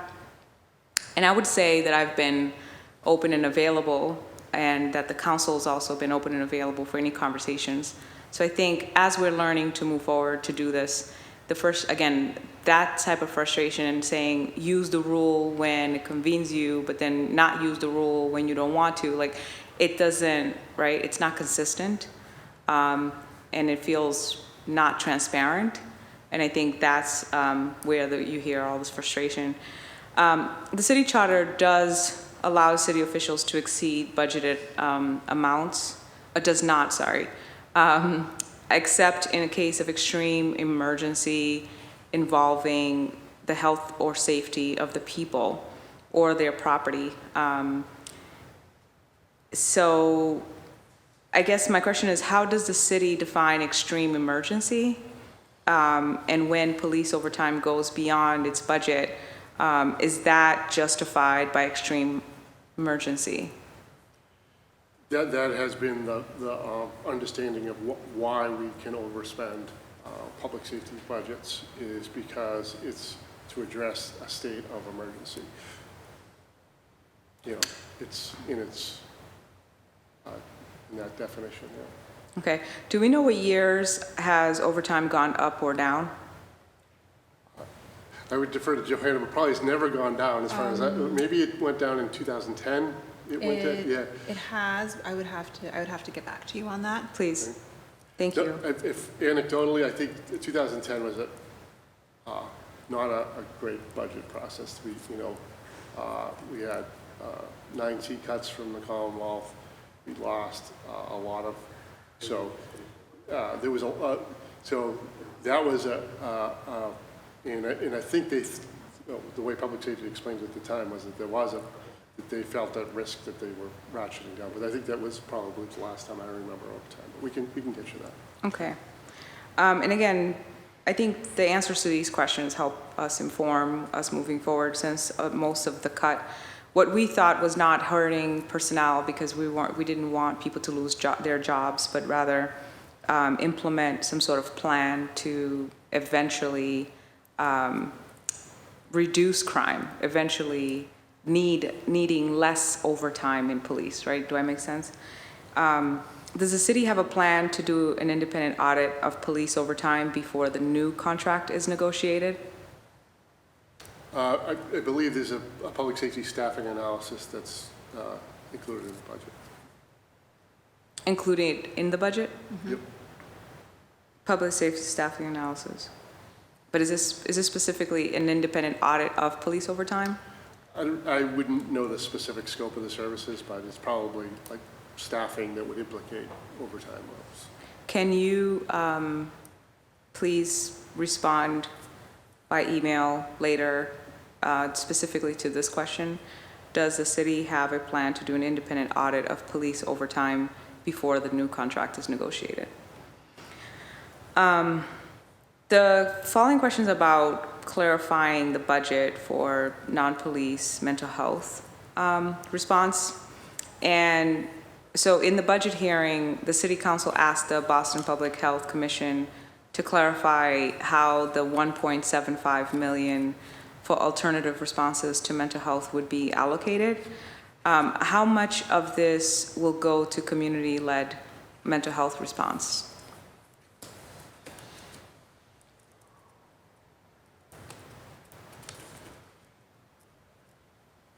You know, I'm not 100% sure on that, Councilor. I'll have to get back to you. Okay. Yeah. I guess it's also like matching our budget to our policies, you know what I mean? Yep. And then following are sort of about specifics about mayor's changes and rejections to new city council investments. Why did the administration decrease the city council's $6.79 million amendment for youth jobs to $3.5 million? I think it was both a mixture of both available resources, you know, the number we had to, and also an acknowledgement of capacity and in the time of the year. I mean, a lot of the sort of the design associated with youth jobs is done, you know, way in advance. So we didn't know if necessarily all of that resources being introduced at this point would result in the desired result. I guess, you know, we talked about, and I'll just finish my questions and I'll make my points. Why did the mayor decrease the city's council's $2.5 million amendment for the city housing voucher program to $1.85? I think, again, sort of an acknowledgement of the advocacy and the desire by the council. There was an increase of, you know, 1.85, you know, million, and it was done with the overall desire to have a balanced budget. Sorry, I'm having a hard time hearing. Oh, okay, sorry. So it was similar to a lot of sort of return budget decisions. It's looking at available resources and sort of you know, prioritizing the allocation, trying to address as many key issues as possible in a responsible way. I'm sure this was a challenge. It would have been a challenge for me. Now I have the challenge of doing the same and furthering this process. So yeah, I can appreciate the long, late hours. Why did the mayor or the administration decrease the city council's $600,000 amendment for the Office of Black Male Advancement to just $200,000? Well, that was both a resource allocation decision, you know, in terms of available resources, and just capacity. It's a sort of a brand new department, standing up a lot of you know, activities and programs, and so that it's sort of centered around those two issues. Sorry, I'm not clear. So you know, the overall available of new resources, and then just it's a relatively new department, and just the capacity to stand up that much. They can't hire fast enough, or they can't spend the money fast enough? It's just acknowledging that it's a new department and it'll take some time to get up to, you know, get to where they need to be.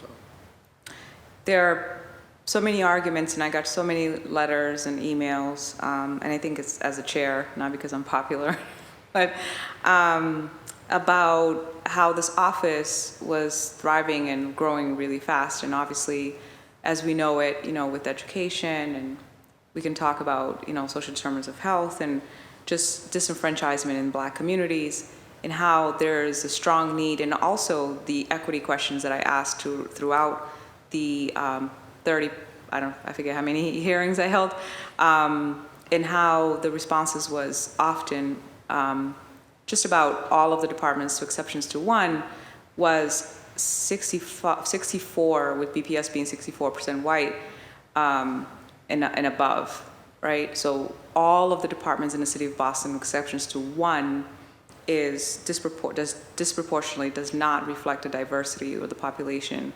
or the demographics of the population of the city of Boston. So when you have an office to address this issue, and it is growing rapidly, and we, the council, sat down and talked about it, 13 people, say, look, here's an opportunity to hire more. If the programming is not ready, the council feels that we would have prioritized working collaborative with the department to assist them in programming to ensure that they're successful. And I think that that disagreement, there still stands. So just wanted to make that statement.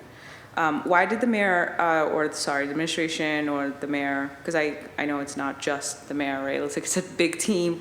The city councils decreased the city council's $800,000 amendment for the Office of Returning Citizens to just $300,000. Yeah, another sort of big infusion through the initial budget, up to it's close to $1.9 million in terms of just additional resource allocation and just capacity. Sort of took a middle ground of $300,000 additional resources. So. Yeah, I guess that extra $500,000 didn't make it over, or yet.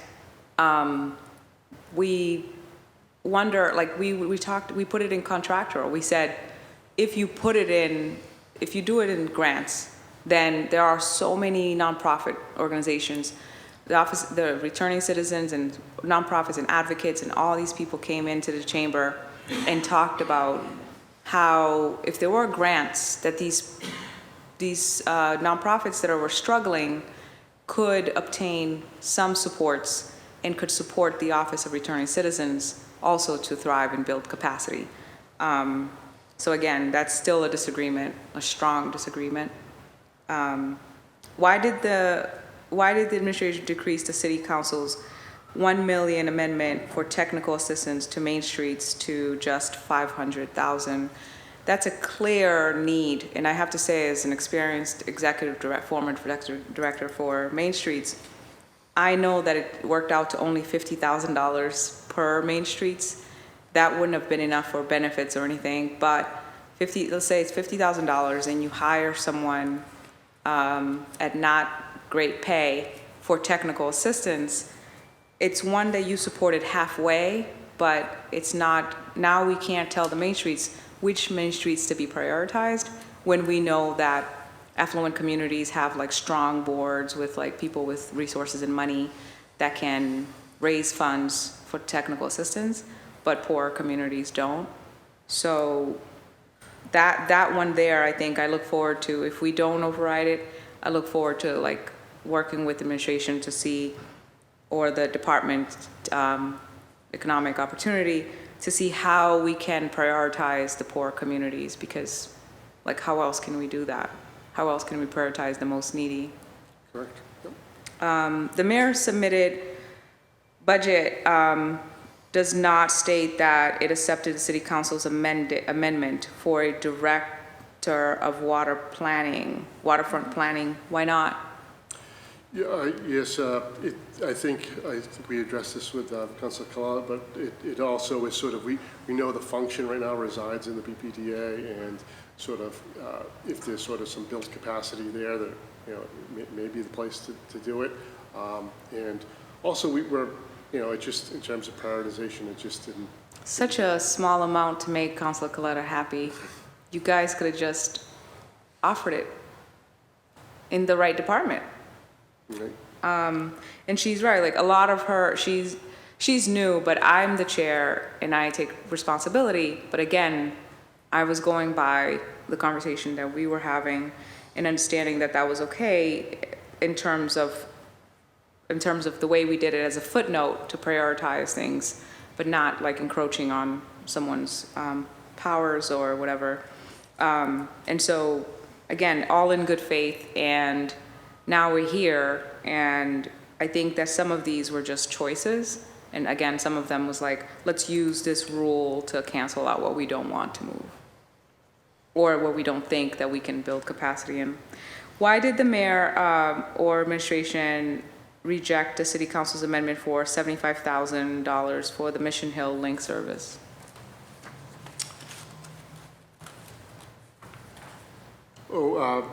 I think it was something that we know that there are opportunities for other. It's right now. It's not a engagement that we are directly participating in. So, in terms of just decision making, it was sort of like there might be opportunities within their existing sort of funding structure to expand that. Okay. And why did administration also reject the city council's amendment for $100,000 for SOAR Charlestown? Yeah, I think there's a few dynamics going on there with some reorganization of the SOAR program and just to, in terms of also just trying to make the numbers work to allocate the resources on what we thought was available. But we think there are other strategies to address some of the overall general concerns too. Okay. Have there been attempts to work with Councilor Coletta? There may have been. I might not have been directly involved in it, but there may have been, and we can certainly work in that direction. Okay. I guess, the rest is obviously for CAR 5, and city clerk took a little bit of decrease to in comparison to what we recommended. Also the Alston Brighton youth workers as well. And I think that was intra-departmental, like that issue again. And again, like, yes, if it's an appropriation, yes, it is violating a rule. Like, we can't tell folks what to do. We did think that it was okay to put it there as a priority or footnote. But know that if it's a new appropriation, that we have that right to say it. So I'm gonna look at those items and figure out how we move forward or how to recommend it for override or accept. But also that overall, I think that some of this was a choice, and I've made it my point already about, if you're going to say, this is the rule, this is the reason why I can't do this, then that it's consistent across the board. Also, that moving forward, not just in collaboration with me, but also the conversations that were going back and forth with counselors. And I was okay with it because I like people to feel free, and it's a democratic process. But at the same time that it's the first year of doing things. So I intentionally understood that I, as a chair, could command certain processes or certain things, or respond through the chair, do not speak, or whatever, in terms of jurisdiction on speaking on specific budget things, questions. But I hope that we are going to move forward and we're going to work together. We're going to be like good friends, and we're going to work together in collaboration. I'm going to obviously hold a working session tomorrow. I have not had a request for you guys to attend. I'm sure you're happy to hear that.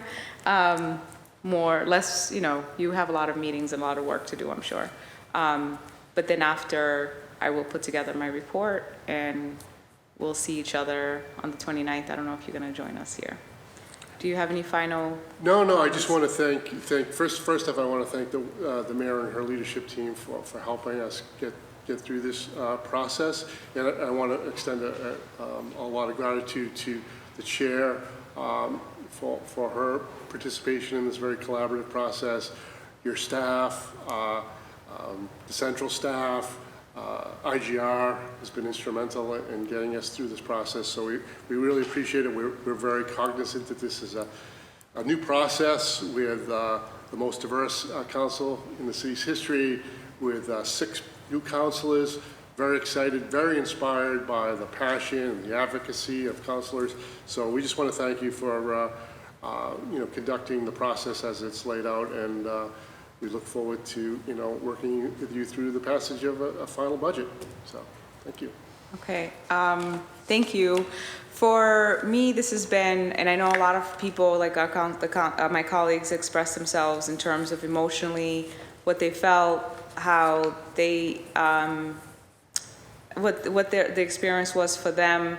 And for me, being the first, not just the first Black woman to chair Ways and Means, and to have all of this expectation throughout Boston and all the disparities and all the things that we're trying to fix and repair, but also to be the first counselor to chair it with the first year of amendment process.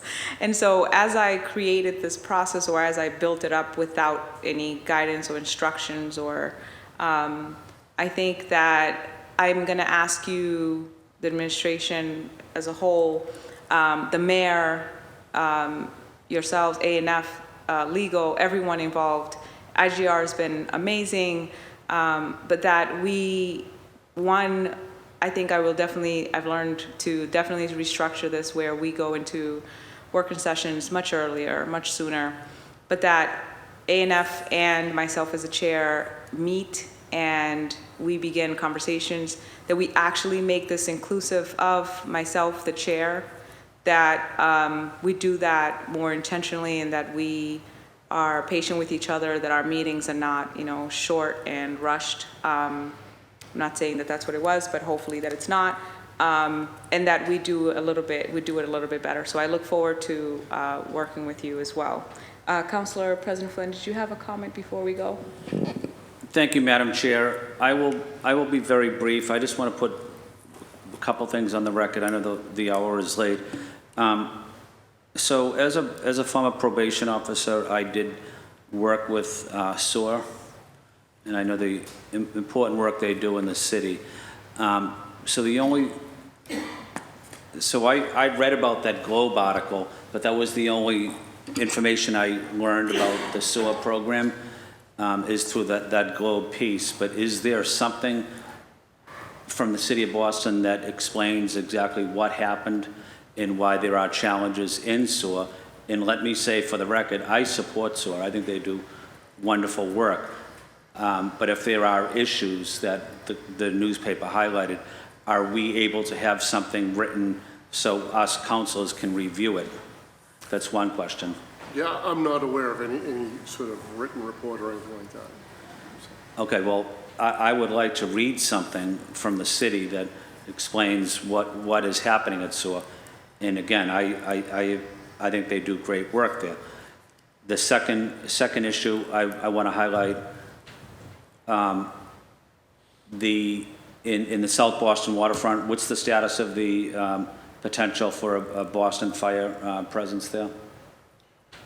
Boston Fire, I would have to get back to you on Boston Fire. Okay. I'm more acquainted with the EMS? right? Okay, yeah, I definitely support the Boston Fire presence in the South Boston waterfront and/or Fort Point. And the last point I want to make is I want to thank the chair for the important and inclusive way she's been conducting and the hard work she's been conducting these hearings, and her positive leadership and inclusive leadership.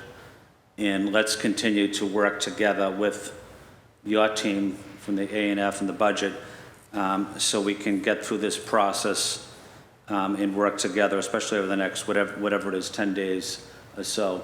So we appreciate both of you, what you're doing and the hard work that you're doing. But I also want to acknowledge my colleague, who I support 1,000% on her positive leadership and inclusive style as well. Thank you, Madam Chair. Thank you, Council President Flynn. George, did you have a final comment before we go? You have, no? You're good? All right. Thank you so much, everyone. Meeting adjourned.